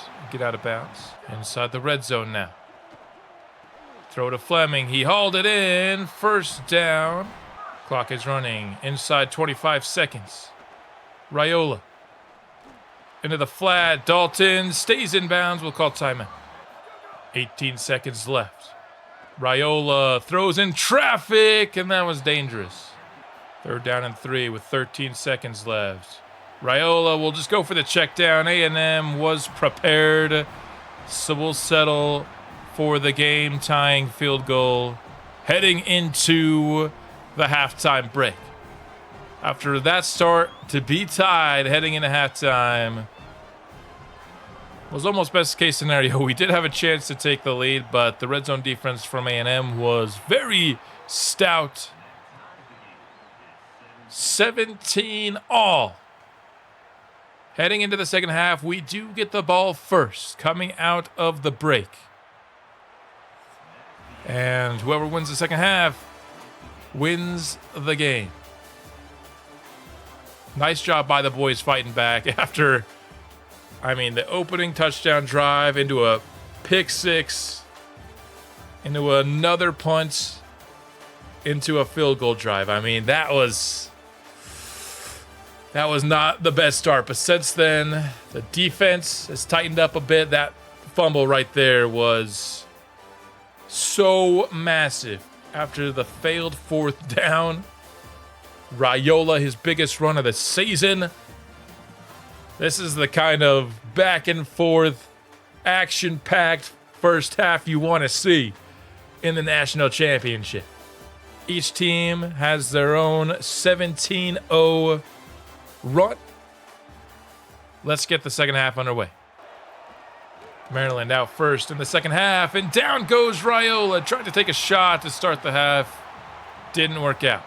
Don't want to go 3 now, but it's going to be a tough conversion on 3rd and 13. Raiola lofts it, incomplete. He gave Fleming a chance. He had his hands on it. Couldn't bring it down in a ton of traffic. So getting sacked on the first play of the second half put us in a tough spot, and we'll be forced to punt. Crossing the formation on 2nd and 7. Mestamaker steps up, finds a man. There's a hole in our cover 2, and Mestamaker found it. Ruben Owens. That is a nice block shed by Thomas on 2nd and 11. That's an option play. Mestamaker down for a loss of 1. Aggies have driven into field goal range, but they've got a tough 3rd down to convert. 12 yards to go. On the option, Ruben Owens gets amazing blocking downfield. I mean, we put Ely in a tough spot. He had to basically guard 2 people. And sometimes he does, to be fair. Sometimes he'll get to the quarterback before he can pitch it, but just not on this play. From the 8. It's an RPO. Pleasant can't make the tackle. It's an A&M touchdown. We were all over it, but Pleasant just gets out-muscled. He's not the biggest corner at 5'10". 2 great opportunities to force field goals, and we couldn't convert either of them. All right, offense needs a better drive here. On their second possession, Giordano in motion. Mays has the first down. It's already better. 2nd and 7. Back to Iverson Howard, but that was well stuffed by A&M. That puts us in 3rd and long. We need 9. We keep getting in these 3rd and longs here in the second half. Raiola, that had no chance of the conversion. Had no chance. I gained 2 yards. Downfield was covered up, but he had a better man if he was going underneath than Abdul Rahim Gladding. Didn't take it, and that's a touchback too. Our punter, I cannot wait to get a new punter. He's so horrible. A&M only needs not even half a yard here on 3rd. Owens gets a lot more than that. A&M goes with 2 tight ends on 3rd and 2. Into the flats, incomplete. Defense gets the stop. Much needed one of that. The 3rd quarter clock is drained down quickly. 2nd and 1. Raiola evading. Running for it. Spinning. I don't know if I want him taking big hits. But it is a championship game. You got to lay it out all on the line. 2nd and 10. Blitz coming for A&M. We pick it up for a moment, but Raiola's got to get rid of the dang ball. Now it's 3rd and 10. Raiola throwing over the middle to Fleming, and it's another punt for Maryland. We just can't get any separation on this secondary whatsoever. Mestamaker steps up. He'll use his legs. Hasn't done that much today. That's why we didn't have a spy. Asking for the defense to come through for us big again. 3rd and 8. Mestamaker has a man just enough for the first. That's from the 40-yard line. It's 3rd and 2. Owens on the RPO. Doesn't get it. Instead it's a pass. 2nd and 6. Wow. Carey got dusted so hard on that route. Jeez. 2nd and 8. We really need the defense to come up with a big play here. Mestamaker has his man down to the 5. Ruben Owens, I mean, just not even an ounce of resistance from the defense on that halfback draw. We're down 2 touchdowns. And the offense needs to come up with something. Our second half pass offense has been putrid. No one is ever open. I don't know what to do. We'll start from the 25. Raiola. Quick throw to Abdul Rahim Gladding. He gets out of bounds. Under 8 minutes left. Raiola, oh my goodness. He just tripped over a guy who was on the ground. Wow, this offense in the second half has just been utterly atrocious. 3rd and 19, man. I mean, this is just So horrible how bad we've been offensively. We get 15 there to make 4th down more manageable, at least. 4th and 4. Raiola throws the pick. Of all the people to throw to, you go with the guy with the defender actually directly in front of his face. Man. I don't think we've got this one in us, boys. This Texas A&M coverage has been the best I've ever seen. The defense trying to win the ball right back for us. Mestamaker, 1st down. This has also been, I think, our defense's worst game of the season as well. We got 1 turnover off of the fumble, which was nice, but I mean, they have not been able to stop this A&M offense all night long. Just a ton of conversions on 3rd down, short and long. It doesn't matter. Our defense just couldn't get off the field this entire game. And as I say that, we get a pick, and Lester Lake has the speed. No way. No way. We just got a pick 6. Oh my goodness. Lester Lake. Pick 6, and this isn't over yet. Out in zone coverage, it's our edge rusher, Lester Lake, coming up massively for the team. Question is, do you go onside? Do you go for 2 here? Maryland will go for 2. And it's good. A 6-point ball game. With 4:40 left, all of our timeouts, we will kick it deep. It's time for the defense to come through one final time on the season. What a just crazy national championship this has been. A&M will start from the 17. The give to Owens. It's a loss of 3. Forelli is there. 2nd and 13. Play action. Mestamaker. 1st down. Come on. Faking the jet touch pass. It's a throw to Owens. A big play. Come on, man. Let's make a play. We're down to 2.5 remaining. It's from midfield. Back to the ground game. Come on, dude! What is up with our run defense? Come on, man. Oh, my goodness. Oh, my goodness. What an unbelievable sell. Mestamaker might have just ended this game. Oh, I can't believe how dog crap our run defense was down the stretch of this game. We just needed, oh my heck. Yeah. Unfortunate time for our defense to have their worst performance of the season. That's just the reality of the situation. We came up with a couple of really big defensive turnovers, but other than that, I mean, we have not stopped this Aggies team from moving the ball this entire game. 2 punts, I believe, all game is just not enough. A&M doesn't really matter. They'll take a 2-score lead. We don't have any timeouts left. Obviously, we'll try to block this kick, but we've never actually blocked one. We only just rough the kicker. Anytime we get close, that's all we do. We're not even going to get close this time. GG's. Great season. Went better than I could have imagined, but we're about to lose pretty much all of our best players. Most of them, at least. Raiola, the early pick 6, had another interception. I mean, the game was, at that point, felt mostly over, so the second interception was like, whatever. And then he runs the ball here like an absolute idiot. Tough way for the season to end, man.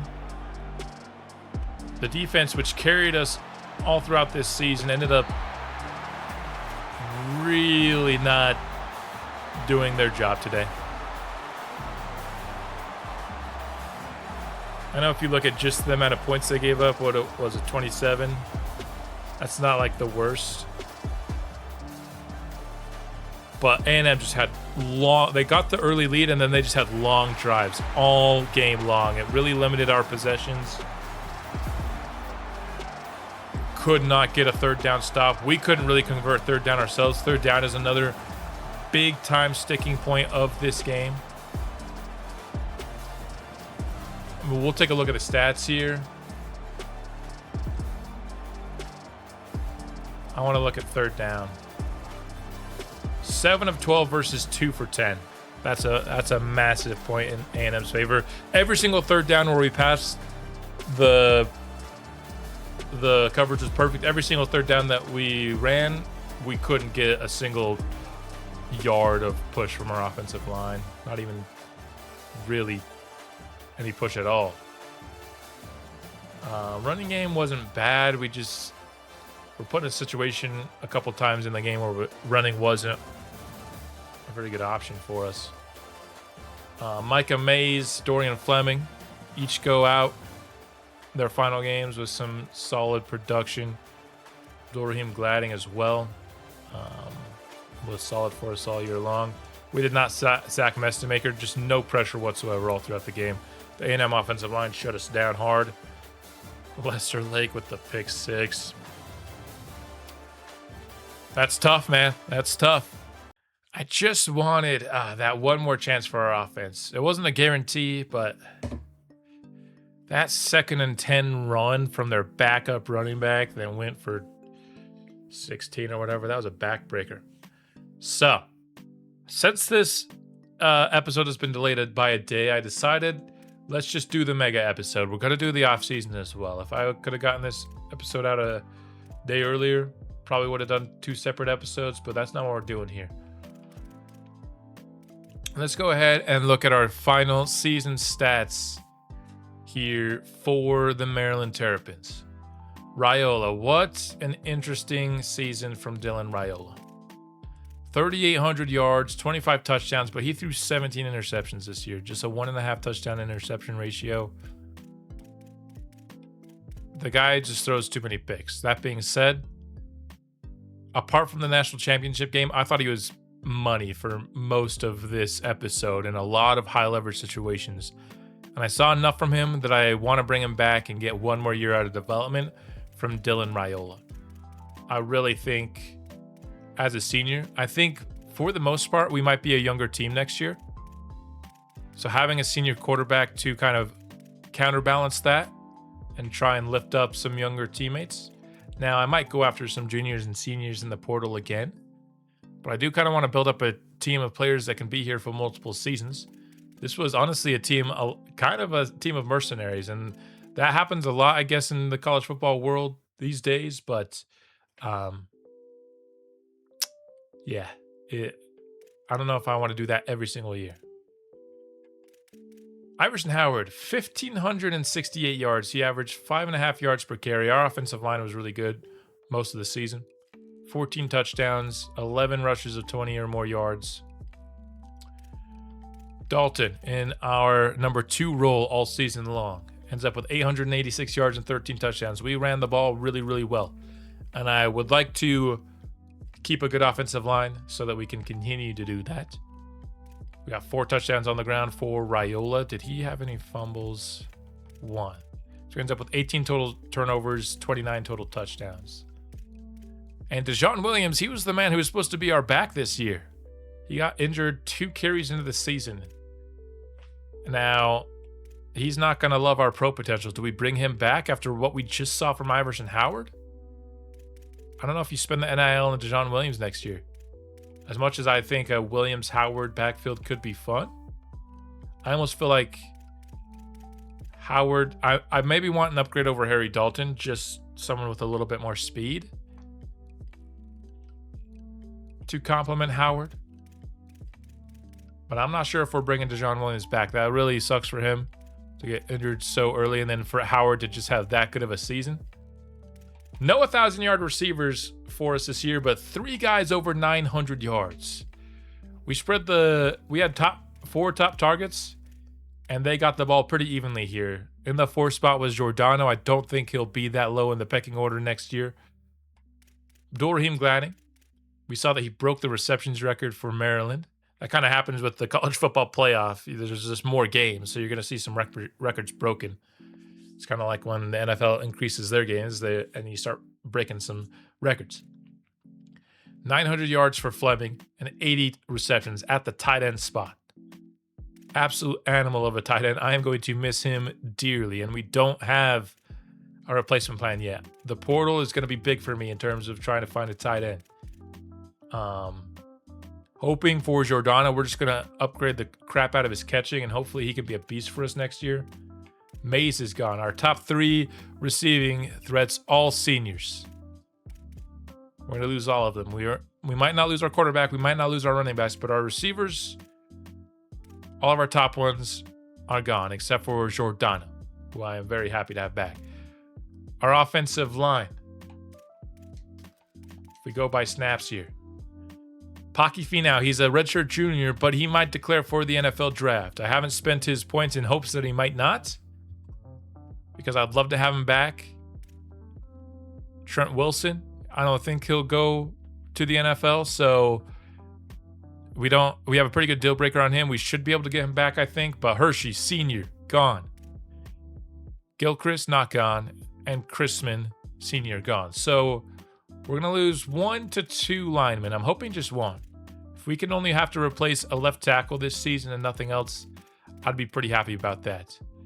And we're doing well on the deal breakers for all of our linemen, so I don't know if any will be hard to keep with NIL.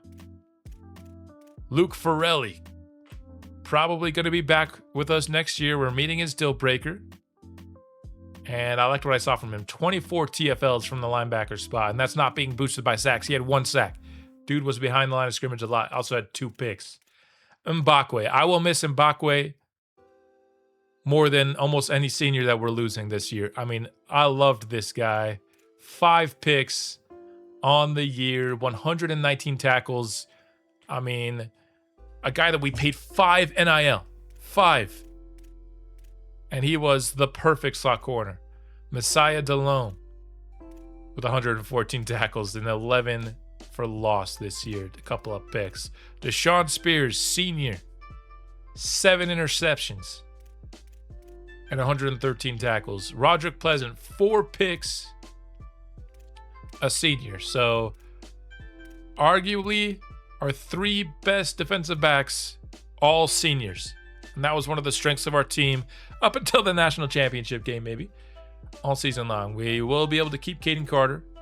We'll be able to keep Darrell Carey.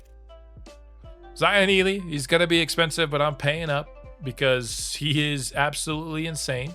13.5 sacks, 30 TFLs. Again, really, that's what, 16.5 TFLs? Which I don't think they do halves for TFLs, so what would that be? 15 TFLs. Lester Lake, 10 sacks as a true freshman. I underestimated it when I said he might make freshman All-American. He's more than that. He might be conference All-American. Jaffrard, 15 sacks, 28 TFLs. He is a junior, but I have a hard time believing he will not go to the NFL. 5.5 sacks for Thomas. Our defense was incredible all year long. Unfortunately, they had their worst game at the worst time. Only 1 miss for Sean O'Hare on the season. We got a kick return touchdown from Mbakwe, just adding to how much I'll miss this player. And just an incredible season all around. Not a perfect team. I think we turned the ball over too much, but we also created a lot of turnovers ourselves to kind of counterbalance that. If we do keep Dylan Raiola, which I'm going to attempt to do, there's no guarantee I can, but I'm going to attempt to do. Our main goal, not so many interceptions next year, please. Please. Let's take a look at some All-Americans. Iverson Howard is an All-American running back with his 1,500-yard season and 14 touchdowns. Absolute animal. Paki Finau. Again, this might not be the best news. That might mean he wants to go declare for the draft. I don't know what round he'll be projected in. In previous games, like an 87 is kind of borderline draftable, but in this game, I've seen them go higher at that overall. Zion Ely, Lester Lake is a first-team All-American. I still undersold him. He's not even a conference All-American. He's a national first-team All-American. Ian Jaffarge. So 3 defensive linemen, and 2 of them should be back next year. Lester Lake, though, we're also all of a sudden not meeting his demands, so he might be expensive. But I'll pay up for these edge rushers. They're insane. Jalen Mbakwe and Deshaun Spears, all Americans, and all very much so deserving of it. Lester Lake's probably the most surprising here. Any on the second team? Dorian Fleming, second team. I wonder the first team.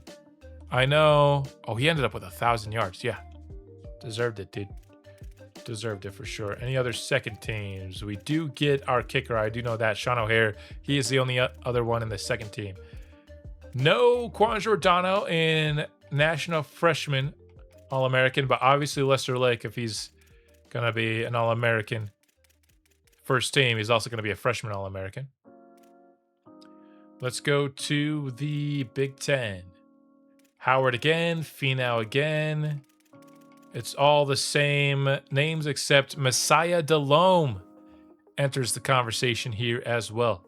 First team conference All-American. Fleming, second team. Pleasant does make second team conference All-American, as does kicker O'Hare. And then Giordano is a freshman All-American for the Big Ten. And then Joshua Komar, he redshirted.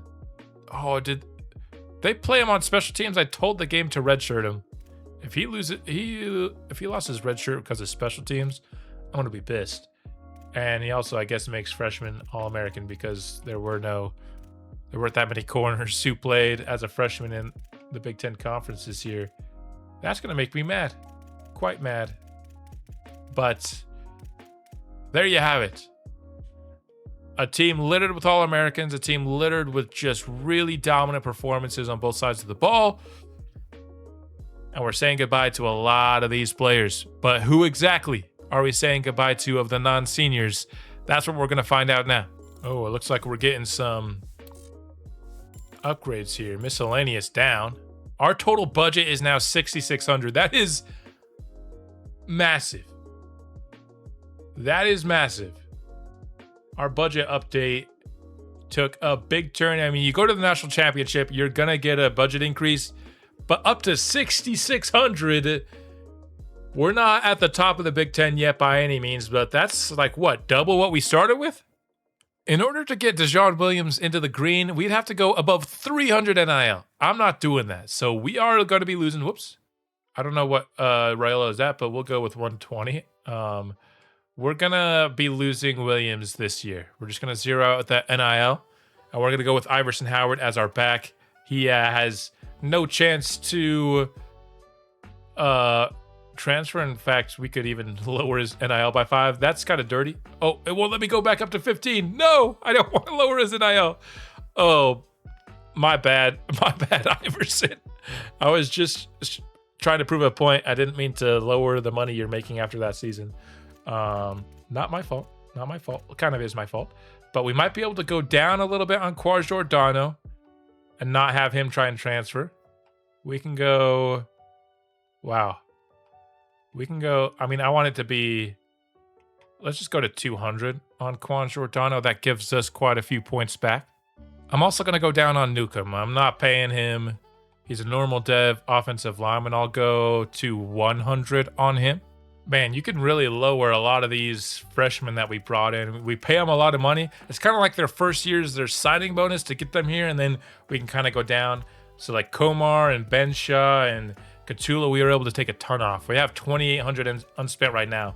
But now it's time to pay through the nose for a couple players, including Zion Ely. We're saving so much elsewhere.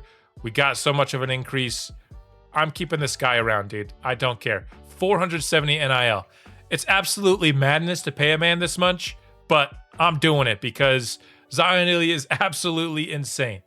Jaffar's going to go to the NFL, but just in case he doesn't want to, I'll go up to 335 on him because we still have so much NIL, like more than I know what to do with here. I would love Zahir Mathis to come back. We just have to pay him 50. He didn't play hardly at all this year because, of course, Zion Ely and Lester Lake, who I did also have to increase up to 200 here. He's with like the one freshman I actually had to increase. But it's well worth it, obviously. I'd like to have a third pass rusher that I like in case, of course, one of them gets injured. We saw Zion Ely get injured for a pretty long time in his freshman year, and Mathis got a role expansion because of that. So if we go to risk of leaving now, we don't have a ton of high-risk players. Williams, we're going to let go. McGonigal, we're going to let go. There's some guys down here that we're certainly going to let go, but we should not lose that many players this year. I've done my best to make sure if someone does try to leave that we have a good chance of a persuasion, and we still have a lot of points to spend in the off season or save for some upgrades to our facilities come beginning of next season. I am going to spend some of that NIL on a players lounge here. That'll take us from a B- up to a B+ for facility grades. It'll help in recruiting a bit. So that is our first little expenditure of some of this NIL we've received. Now we've reached the players leaving screen. Who is trying to leave Maryland? Jaffrard wants to go because he's projected to go into the first round. That makes a ton of sense. We have a very low % chance, and I feel like with guys who are going to be first, I'm not going to try and bring them back. Oh, did we not give Drew Carey? It said he wasn't a high risk. Dang, that is not somebody I wanted to lose. We have a none chance, dude. That sucks. That sucks. But we avoided most of the players that I was really fearing losing. Carey's the one that sucks. Yeah, we had 0 NIL on him, but he wasn't a high risk of leaving. So I didn't even think to put like 5 or 10 on him. But we might be able to get him back. What is his? He wants championship contender. We have A+, so we might be able to just get him back in the portal, spend a couple NIL on him, and get him back. So depends on what he's asking for. I'm not going to go from spending 0 to like 100, but if we can get him back for like 20, I'll do it. So we have some persuasion chances, but I'm not super like sure I'll do the high just to, and we didn't even get it. Just for some like depth, I guess. All right, we got Daniels to stay. We have more. I mean, yeah, I'm tempted to do it on Jaffrard, but I also would like to get a first round pick at the defensive tackle spot. And I was planning on having him leave. Williams, obviously, we were expected to go, so we'll just do the one more medium. So we keep around a tackle and a linebacker. We lose the one guy that was high. So we got a bunch of graduation here. We're also expected to get a 4th round pick, a 6th round pick, and a couple of seconds. Both Mbakwe and Pleasant are expected to be 2nd round picks. Mays maybe a round 5 pick. But no Paki Finau, who is somebody that I was expecting to try and have to bring him back. No Zion Ely, even though we're paying him just because we're not meeting his deal breaker. I was still a little bit scared that he might try and leave, but that carries. So now we've lost our top 3 corners. 2 through graduation and 1 through the portal. So cornerback is a spot we are going to have to prioritize big time in the portal. Now for draft results. And these are the final results. A 1st rounder on Jaffrard. 2 2nd rounders on Pleasant and Mbakwe. 3rd for Fleming. I think he beat his 4th round projection there. A 5th for Mays. 6th for Hershey. 7th for Chrisman and Spears. A total of 1, 2, 3, 4, 5, 6, 7, 8 Maryland Terrapins from this national title run team that fell just short, but 8 end up getting drafted off of it. You have success, you get guys to the league. So Darrell Carey here, or Darrell Carey. Is it Darrell? Seems like maybe it's Daryl. I don't know. But he only wants 10 on IL, and he's open to returning to Maryland. So that'll be the first guy I put on my transfer target list here. Although we could go pretty big game fishing at the cornerback spots. There are some 5-star corners that not only are interested, but have us on their board. You know, they have us not very high on their board, but they're both from Notre Dame.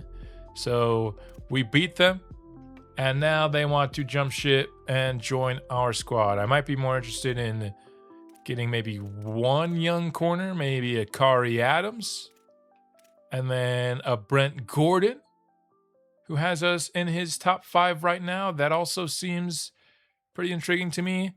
You got to be wary of these 4-star freshmen. They're oftentimes they're not super high overall unless they patch that. Another Notre Dame corner. They're losing their entire defensive back room just like we did. It looks like Malik Washington doesn't want to stay in Virginia, so that could be a potential big-time loss for that team, and it would be funny to try and bring him back, but I'm planning on staying with Raiola for another year. All right, I've set up my week 1 board here. I don't know how many of these guys we're going to get, but I've separated by offense and defense so far. And as of right now, I am maybe going after a 5-star quarterback. He's a freshman who's trying to transfer. In 2 classes, I have not been able to sign a quarterback. So if we could get a freshman that we can have as the quarterback plan beyond Raiola, I'm into it. I'm not sure we're going to ultimately be successful in the recruitment of Deuce Knight, but I'm going for it. I am looking at 3 different receivers to try and replace the 3 that we lost. DJ Jordan is a receiver that I think looks pretty good here. Jelani Watkins is an absolute speed demon. Him plus Giordano, all of a sudden your speed is going nuts. He also has 99 agility.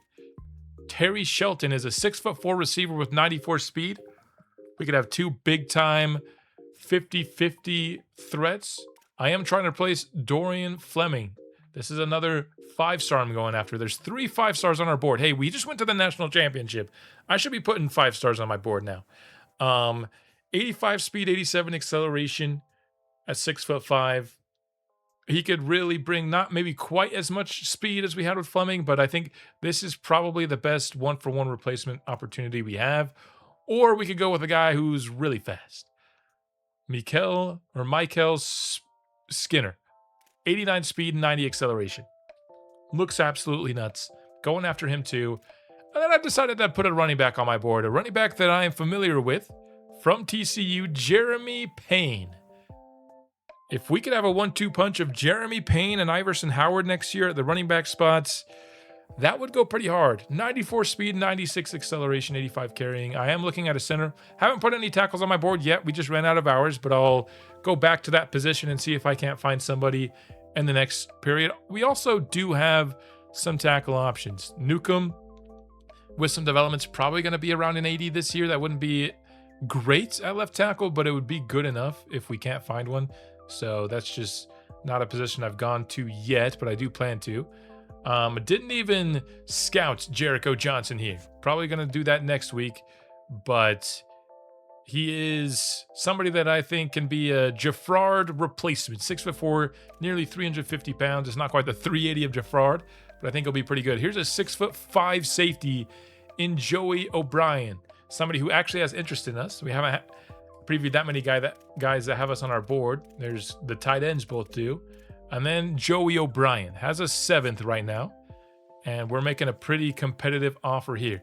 This is the guy that I'm really going after, Kari Adams. We're going way above his NIL asking price because he looks really, really insane. In fact, we're doubling it. So 91 catching as well. This guy is going to be an excellent cover man, 6'1" with that speed. And he could potentially be a 2-year player for us. So I really want him. Also trying to bring back Carey. And then there's a Quentin Overstreet I'm going after at corner as well. So really trying to rebuild our secondary right now. I got 4 players on my board right now. We've got a couple of linemen to replace the big-time linemen we lost. and then really going after some playmakers as well. And then why not try and get a quarterback here? Knight doesn't have the best arm, but he's got some speed. We could bring back, you know, the read option into the offense, maybe post Raiola, and we are going above his asking price. We're up to 250. I just want to see if we can get on his board. I don't really plan on winning this player, but we'll see. He's the #1 transfer prospect in the entire nation, so I'm going after him. Again, it's kind of just maybe a little bit of a heat check after making the national championship. I might be going after a couple players I don't believe we'll actually get. There's a couple of guys I haven't yet offered yet, and that might change depending on how things go here after week 1. But these are how we're using our hours. There's 675 remaining. I plan on maybe having more unspent than that following the transfer portal period because I don't plan on winning every single one of these battles. It looks like we had quite a few players reach their top 5s, and we are in all of their top 5s. So nobody locked us out. Johnson was the closest. We're only at 5th, and he's reached his top 5. So that looks like it might not be something we can handle unless we increase his NIL.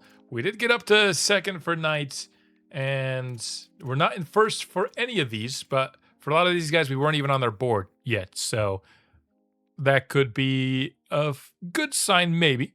All right, final week 2 of the transfer period update here. We've got a tackle on our board now. We're offering him a bunch of NIL. He's now the highest NIL offer we have on the board.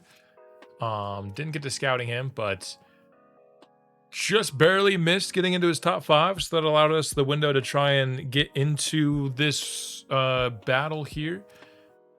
This guy we're only offering right now because I wanted a complimentary visit with Jericho Johnson. So that's the only reason he's on the board. So we'll be getting that 75 NIL back next week. Not McKnight, but Deuce Knight, heavily recruited by Georgia, but we do have a week 3 visit upcoming. That F playing style, because Raiola didn't run last year, is really going to hurt in this one. As well as like 250 is not actually that insane of an offer for him. Again, this wasn't one that I was 100% sure we were going to hit, but as long as he doesn't commit to Georgia, we can at least use him to get some complimentary visits out. So that's kind of my plan. And then, so we'll probably be getting this 325 back at the very least. We might not even end up beating Iowa for this guy. So I still plan on getting some of my NIL back, but DJ Jordan, we're the only ones going after him. We are getting contested here with Jelani Watkins, so I updated his hours, put it up to 50. Shelton, we're the only ones going after him right now. Premer, LSU, A&M, and Tennessee are all vying for him. LSU's going particularly hard, so I upped his NIL, and we have him as part of that week 3 visit. Upped the hours we're putting into Skinner, as well as the NIL. Jeremy Payne, we're the only ones going after. Rob Nett, we're the only ones going after. Hopefully we can get him on that complimentary visit as well. We have the week 2 visit this week for Jericho Johnson, and I have him scouted now, and he looks like he'll be pretty similar to Jafrard if we can land him. So I'm excited about that. O'Brien we have coming on a visit this week, and I'm not sure if I already updated his. I don't think I did update his. So I want to make sure we get his up to interested. So that's a couple more NIL points off the board. And then Adams, I also have on a visit. The problem with him, I'm giving him every single thing I have. We're going against a couple of tier 5 pipeline teams. So I'm hoping the complimentary visit this week is enough to push him over the edge. And then I just had 30 hours left, so I put him on Rumen. But we're not going to get him. As a matter of fact, I think I'll go scout the tackle instead. So I'll put 10 on him instead, and we'll go get this tackle scouted to see if he's worth the 260 we're putting into him. I imagine he probably is. Yeah, he's absolutely insane. So yeah, you could even argue he's worth more than 260 for the year. I wouldn't mind. Again, I think the fallback plan being starting a redshirt freshman tackle that might be around 80 overall wouldn't be the worst thing to do. So. But if we can get him, sure, yeah, absolutely, I'm going to try to do that. So this is the week 2 plan for our transfer portal. All right, still not seeing a lot of firsts there, which is very unnerving to me. We have some people visiting this week. We got on the board here for the tackle. We can have him come on the visit. That should help. We don't have a great sell on him, which is a little bit concerning. Robbie, we got up to first on him. He's one of the few people we did get up to first. Oh, wow, look at all that progress we made. Jeez. But I saw we still weren't... Oh, we were first on Adams, but man, I don't know if it's going to be enough. We can't offer him any more NIL. We got up to first, but even with the visit, we couldn't get the verbal commit. Overstreet, we're going to need to fight hard for him. So the cornerback aren't working out super well right now. Which is concerning because that's a position we really, really need. O'Brien, man, we're not going to get him over Notre Dame. We're not going to get Jericho Johnson. This is rough. This is rough. I'm not going to give up on Adams, but a couple of these other guys we just got to give up on. This is very, very tough. At least some of these guys, I think we will be able to get, which is nice. But some of these other guys, I'm not quite so sure. Johnson. We don't really need another edge rusher, especially one making 75 NIL. So we'll take that out. And all of a sudden we have 1,000 NIL remaining. But in week 3, there are a lot of spots that I'm not sure we've really hit in the manner that we need to. So that's also pretty tough. I'm gonna get one more complimentary visit in here, and then I'll switch a lot of these guys to their cells. I wish we had one more visit because then we could have brought Jeremy Payne, but that one's uncontested right now, so it's not the biggest deal. Skinner looks like we might lose out on. Premer, hopefully the visit will close the gap there, but I gotta use some of these hours to replace some of these guys that we've lost out on. All right, so to replace some of the players we lost, we now have Hughes. I don't know if he's good yet, but we're offering him 100 NIL. We have Kai Bates at corner, who's 6'3" with 99 change of direction, 91 speed, and really good across the board coverages. And we also have Sanders, who I have not been able to scout yet. So next week, we'll scout these guys that we're going after to see if they're actually worth our NIL. But for now, this is the plan with our money. I've upped some NILs. I've changed to the hard sells for everybody that is ready for a hard sell. And hopefully it's enough to start to get some commits. Because so far, this transfer portal period has not gone how I would hoped it would. All right, starting to get some commits. We get our center replacements. And that's all we got. That's all we got. In fact, we lost just a metric crap ton of battles this week. You gotta be kidding me, dude. We lost. I was expecting this one. This is a bug. Premer chose somebody else. Adams chose somebody else. Overstreet chose somebody else. So... And we're not even guaranteed to get Skinner, and we can't schedule a visit because he's going to South Carolina. All we can do is jack up his NIL to double, which I'll do.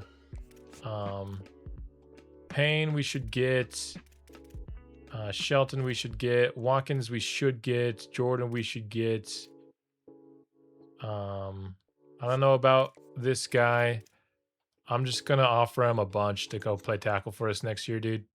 320 NIL. In fact, let's get it to that bar. 330 NIL. Why not? I'm going crazy because I am mad that I lost all those battles. That's really the reason here.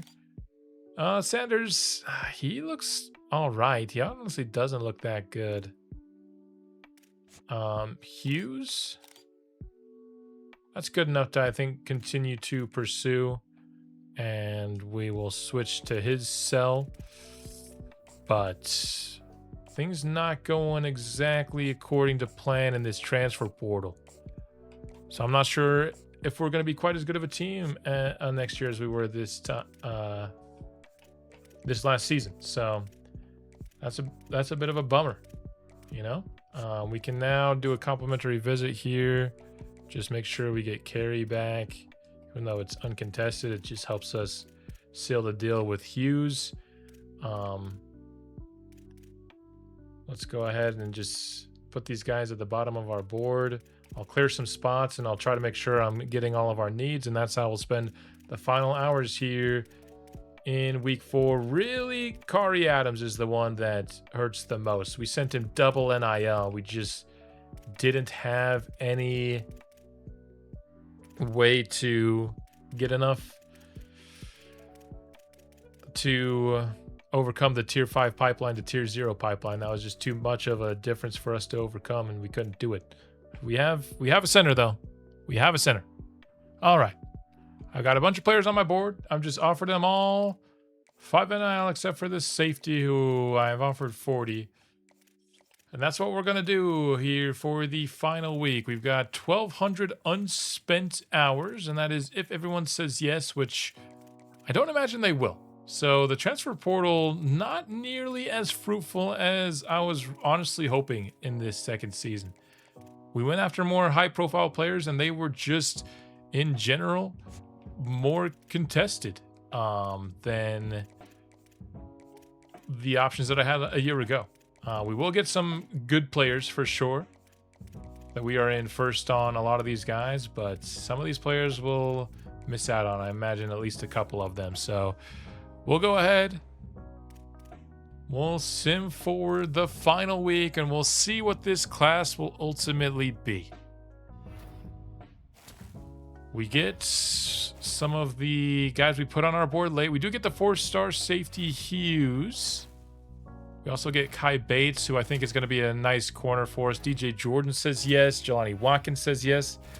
So we're going to have a good receiving core once again. I wasn't expecting all 3 of those guys to say yes. We also get Jeremy Payne. Should be a very exciting running back. Carey comes back. We give him some NIL. We get some defensive tackle depth. We get another corner. We do get a punter on the board, but that's all we got. So Sanders, it looks like, chose BYU. We lost out on the corner. Sorry, on the Who was I talking about? I don't even know. So we lost out on some of these guys here. On the tackle is who I meant. We lost out on Fasusi, which is unfortunate. We also lost out on Skinner. Really screwed up the tight ends here. Really screwed up the tight ends. And our class ultimately doesn't look as good as I wanted it to. We got 3-star, 3-star, 3-star, 1 4-star, another 3-star, 3-star, a 4-star here, a 2-star. I mean, that is not good enough in the transfer portal for a team that just went to the national championship game. All these that we lost out on here. I mean, this was way back when, but a star development quarterback. Kremer was normal dev. So was Adams. Wow. Okay. Overstreet does hurt. Longo. These guys were guys we just barely put at the end of our board of the last week, but Sanders, star dev, we missed out on. This guy maybe hurts more than most. Skinner hurts more than most. So the tight end position is not going to be nearly as dangerous this upcoming season as it has been in the class. And ultimately, I don't think this class is going to be anything special. 31st in the nation. Just based off transfers, we're 17th. Based off freshmen alone, 59th. And in terms of where we rank in the Big Ten, we're in the bottom half of classes. Now, part of that is I didn't want to spend a ton of NIL. If we rank NIL spend, we're definitely in the bottom. And I think next year will be a year that we go very, very hard. After some high-profile recruits, spend a little bit more NIL again because we've got, I think, a considerable amount of NIL coming off the books. But it really sucks to lose some of the battles that we lost here today. Changing George Newcomb from right tackle to left tackle by itself just gave him a +3 overall. So before he even starts to develop, he is up to Well, I guess a 77 base with 78 with coaching bonuses. So that's pretty good. Didn't mean to back out of that screen. So we lost out on the tackle, but I still think we'll be fine at left tackle this year. The spot that really hurts the most is tight end. Cotton, he got some touchdowns for us last year. He's going to be our tight end 1 this year. Really wanted to keep him in that tight end 2 role. We just lost out on all the battles there. And that is really unfortunate. That's probably the biggest downgrade we got, apart from maybe also our corners didn't work out as much as I would have wanted them to either. Just in the secondary in general. So those are going to be some pretty big downgrades. We are not as good of a team as we were a year ago. So Jordan, we have him at running back, but apparently he would be a better defender. If we made him like a Mike linebacker, 89 speed Mike linebacker would be pretty good. 86 tackle.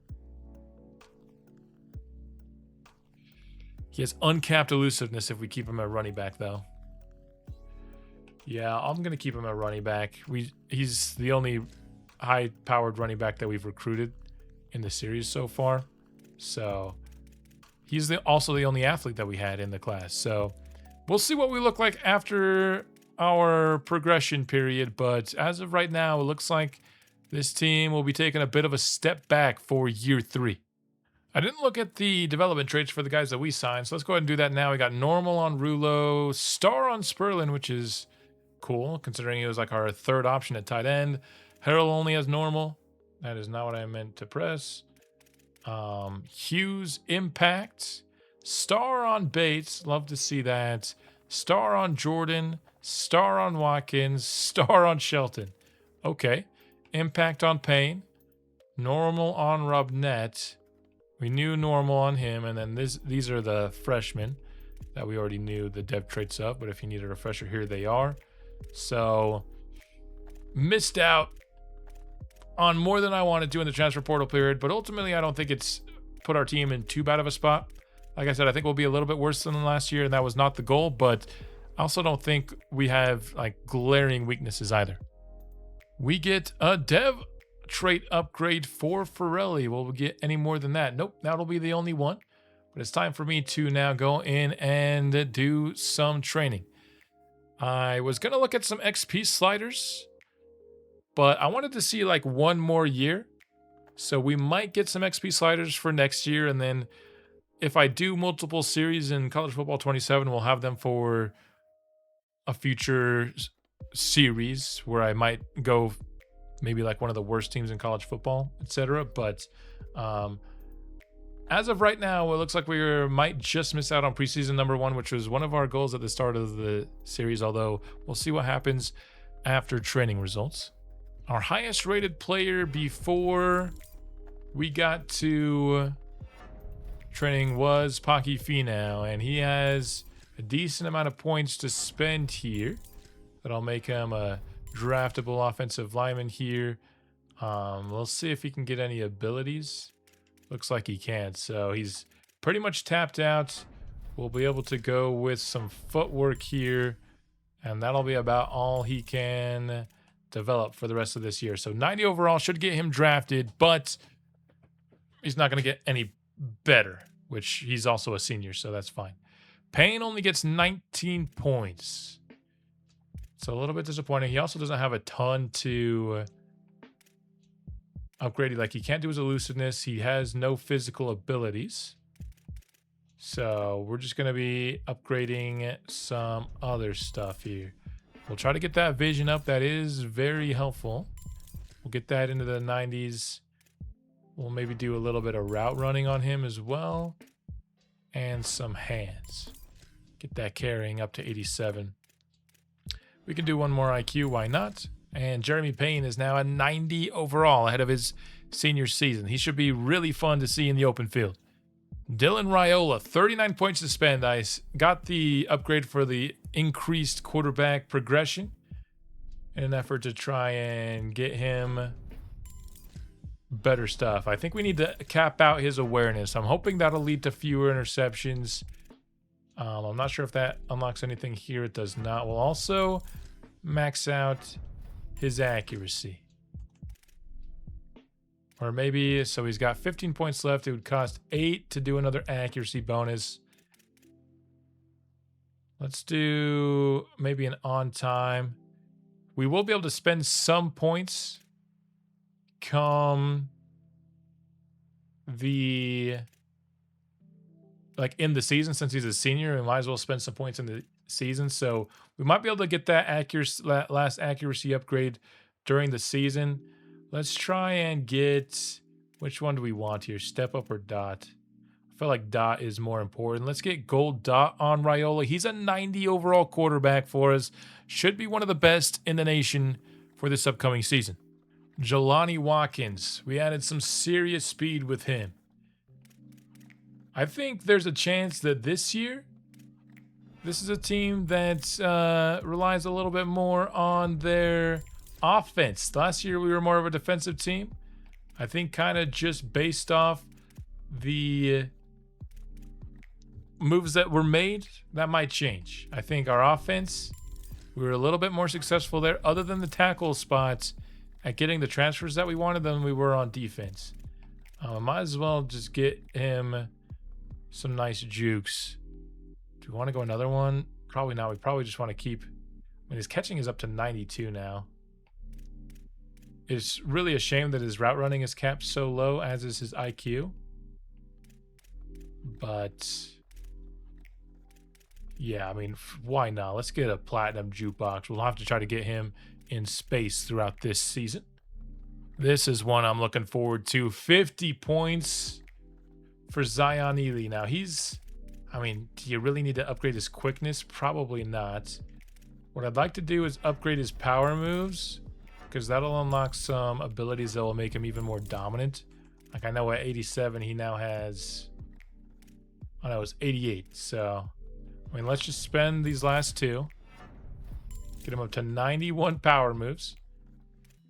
Now we can get duress.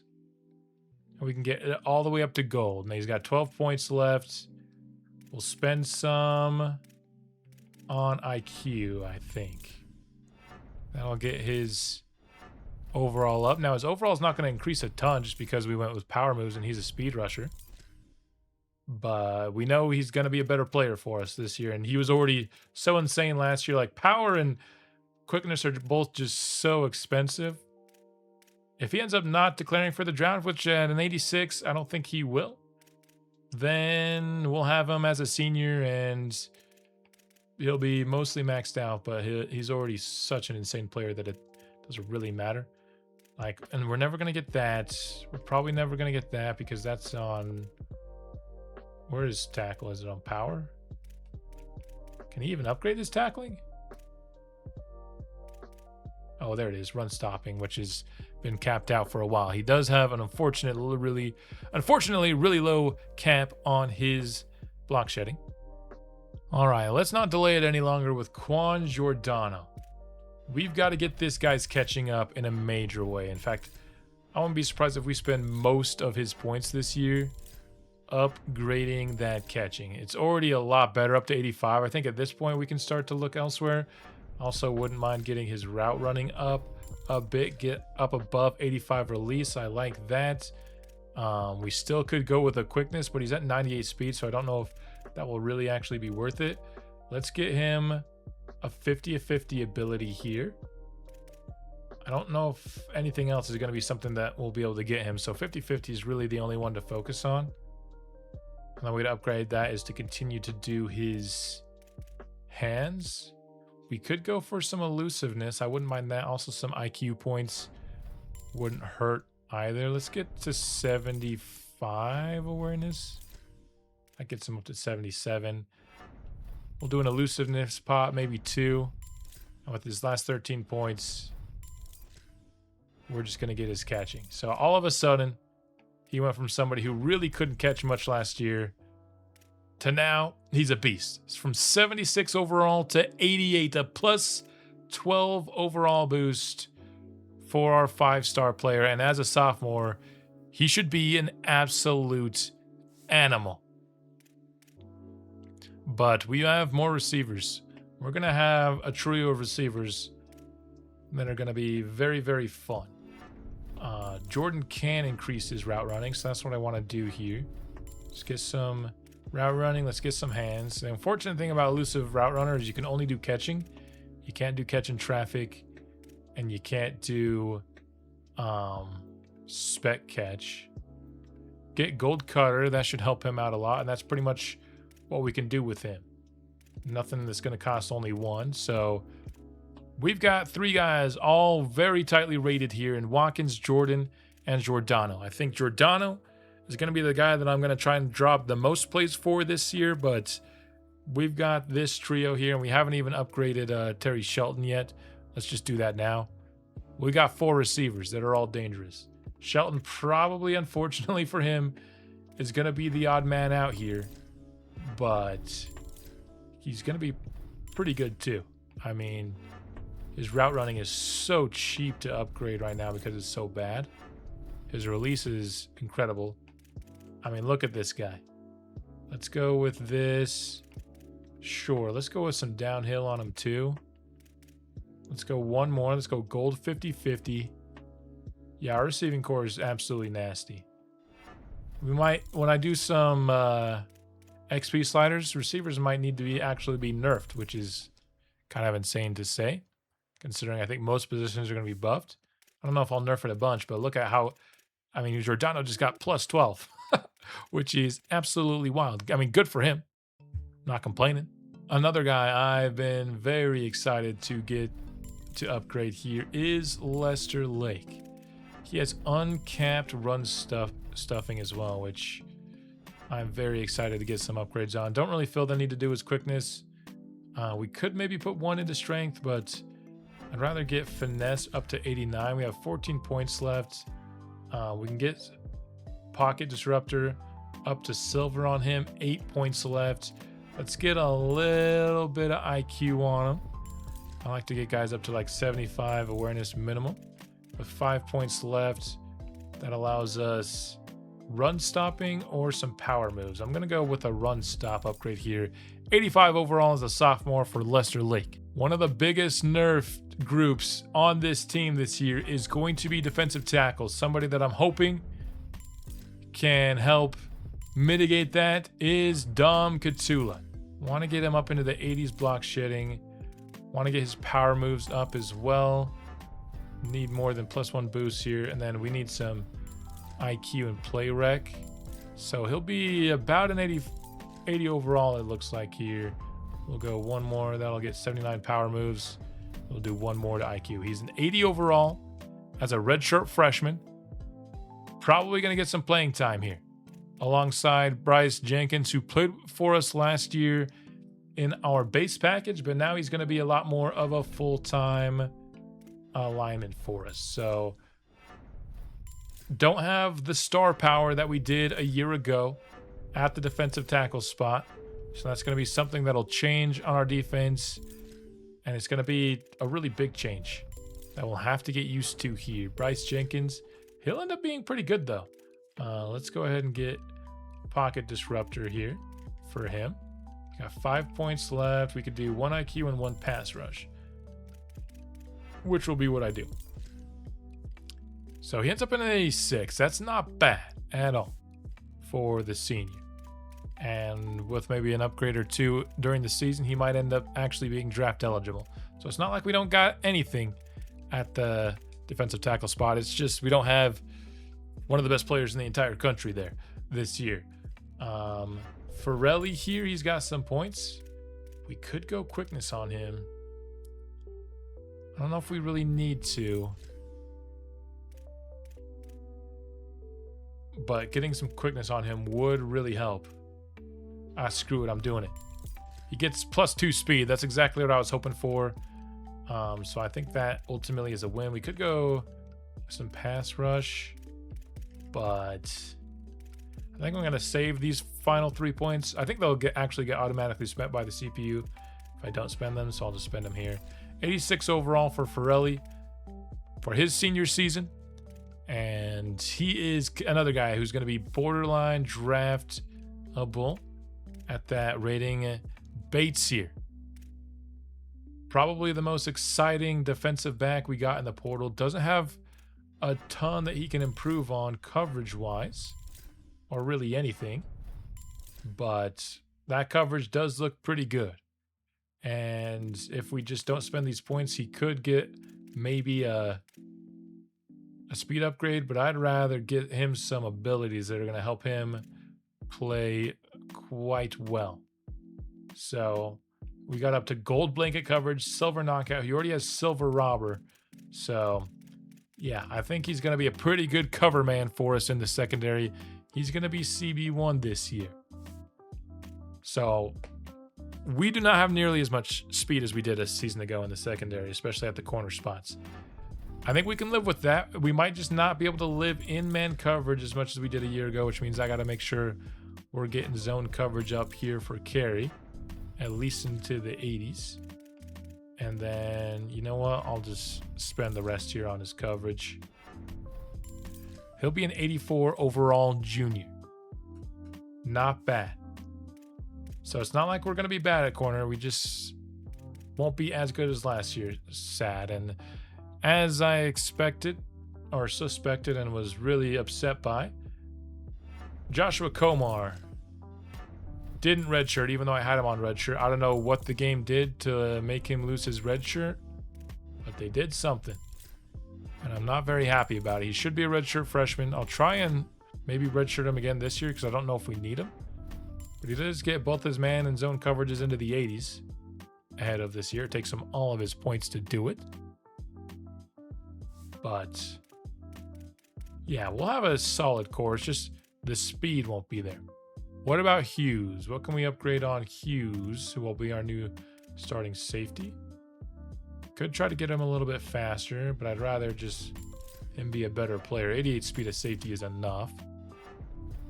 Get up to 88 zone coverage on him. We'll just put 1 into run supports, and then we'll be able to upgrade his IQ, I think, as the season goes along. Messiah Delhomme, one of the few guys to actually return for our secondary. Not a lot of returning players. He's one of them. And I thought he played pretty solidly last year, but he was maybe our weakest link. Now we're expecting him for this season to be one of our strongest players in the secondary. We'll see. We can do another blow up upgrade here. That leaves him with 4 points. Can't really buy anything with 4 points. So he'll be an 85 overall. Not much he can improve on, I think, to increase that overall to get him drafted, though. But hopefully he'll get drafted at an 85. Maybe we can get him to an 86. Likely our starter at left tackle is going to be George Newcomb. Only has 30 points to spend, but we should be able to get some pretty solid upgrades with those points. To the point where he'll be in the 80s, which is kind of like the minimum that you need. Let's go ahead and just get all of his blocking ratings as close to above 85 as we can. And he'll be an 82 overall for his redshirt freshman year. That's a fine tackle. It's not as good as we had a year ago. And it'll probably be the lowest overall lineman that we'll have after upgrades. But still, I don't think offensive line is going to be a weakness for us next year. Jalen Gilchrist, probably the last one that we'll look at for a manual upgrade unless I go through and see someone else. But he will be a pretty strong tackle for us next year. And this might make him an 87. Not quite. We still have 25 points, though. Surprisingly, can't add any abilities after all those upgrades. Could make him a little bit faster here. Could also make him a little bit more powerful. Let's make him more powerful. That makes him an 88 overall. That's a +2 off that. So it's expensive, but might be worth it. And he gets improved screen blocking. We don't run a lot of those, but maybe we can out to the right side with Jalen Gilchrist, who will be an 88 overall redshirt junior for us. All right, I'll just show Gio Travis just because he has so many points. He's another guy that we had in our first recruiting class who has great development, but he just started at such a low overall. But he also has really good camps, especially in the blocking department. So He might end up playing a role at some point with us. Let's spend the rest of these points trying to get our guy a little bit more aware. And all of a sudden, I mean, these are some pretty big upgrades. He ends up going up +9 when it's all said and done. Iverson Howard, after his upgrades, ends up being an 86 for his senior year. So this will definitely be a 2-back system for us. Payne might be a little bit more of a 3rd down back, while Iverson Howard will be more of the everything else back. So that will probably be what we go with, but a pair of seniors here to lead our running back depth. And after everyone's been upgraded, here are the final results. Finau is our top-rated player at a 91. Raiola at a 90 at the cornerback spot. Halfback Payne at a 90. Right tackle Gilchrist at an 89. Receiver. So our top, 7 players are all offensive players. We should have our offense leading the way this season. Then we start to get into some of our defenders. Zion Ely, Kai Bates, Lester Lake. So our edge rushers will be the strength of our defense this year. And we'll see how far it can take us. I feel like we're not far off from last year, but we're like ever so slightly worse. But we do have a better quarterback by about 5 overalls. And will that make a difference? Maybe. I'm hoping the big boost to awareness and accuracy will lower the interceptions. And we'll see if that ends up being the case, though. I'm only encouraging one transfer this year, and it's that terrible punter from a year ago. We have a senior and a freshman now on the team. They're both the same overall. I might honestly just go with the freshman because it might boost how much XP he gets to develop further. But, yeah, just had to get rid of that guy with 69 accuracy. It may be nice, but it wasn't nice on the field. We've got new 80 expectations here. Maintain elite facilities for the next 5 years. They want us to sign at least one 5-star recruit by bowl week 1. So we're expected to get 5 stars now. That's good because I was planning on going after some and sign a top 25 class at National Signing Day. Our increased NIL budget has increased our expectations. They want us to maintain elite facilities over the next 5 seasons. I plan on upgrading to powerhouse facilities over the next 5 seasons, but something that stays on your board for 5 seasons kind of feels bad, but I think all 3 of these are easily attainable. We do not get preseason rank 1. I wasn't necessarily expecting us to get it, but I maybe had some hope. So Georgia's not even going to start the quarterback that they stole from us in the transfer portal. So I don't know what that guy's plan was. I mean, he wasn't going to start for us either, to be fair, although I think Henderson's only a junior at this point of the series too. So I don't know really what his plan is. We have 1825 unspent NIL, but if we go to our recruiting board, we really have 3,000 to work with. Past 2 years, we've had 1,100. This year we have 3,000. So do we want to spend any on staff? I think I do this season. Getting an off-season progression increase would help. I think getting recruiting hours increases would help. I'm probably looking to spend maybe at the gold tier though. I think $750 for 1,000 to spend in the portal seems pretty interesting. I do plan on continuing to utilize the portal pretty heavily. I want both fundraising team and recruiting hours. If I bought both of them, that'd be $1,750, which would be pretty much all of our hours here, and then we'd have 1,300 remaining. I don't want to do that. I want to just buy one this year. Let's go with an hours increase. We're going to spend 1,000 here. That makes it look dangerously small up on that upper right hand right now, but that'll give us more hours to spend, and we still have 2,100, which is almost double what we've had in previous years. Now we've got 800 hours to play with. I should be able to scout a lot more here in the preseason. All that, though, will be revealed in the next episode. This is the end of this one. This is probably going to be a super long episode, but you had to wait a couple days for it. So hopefully, it balances itself out. So that's all I've got for the episode. Hope you enjoyed it. And I hope you're excited for season 3 of Maryland Dynasty. I think it'll be very interesting to see how we follow up a national championship appearance season in year 2 ahead of schedule. Will we remain ahead of schedule in year 3? We'll find out soon, and I'll see you then. Go Terps.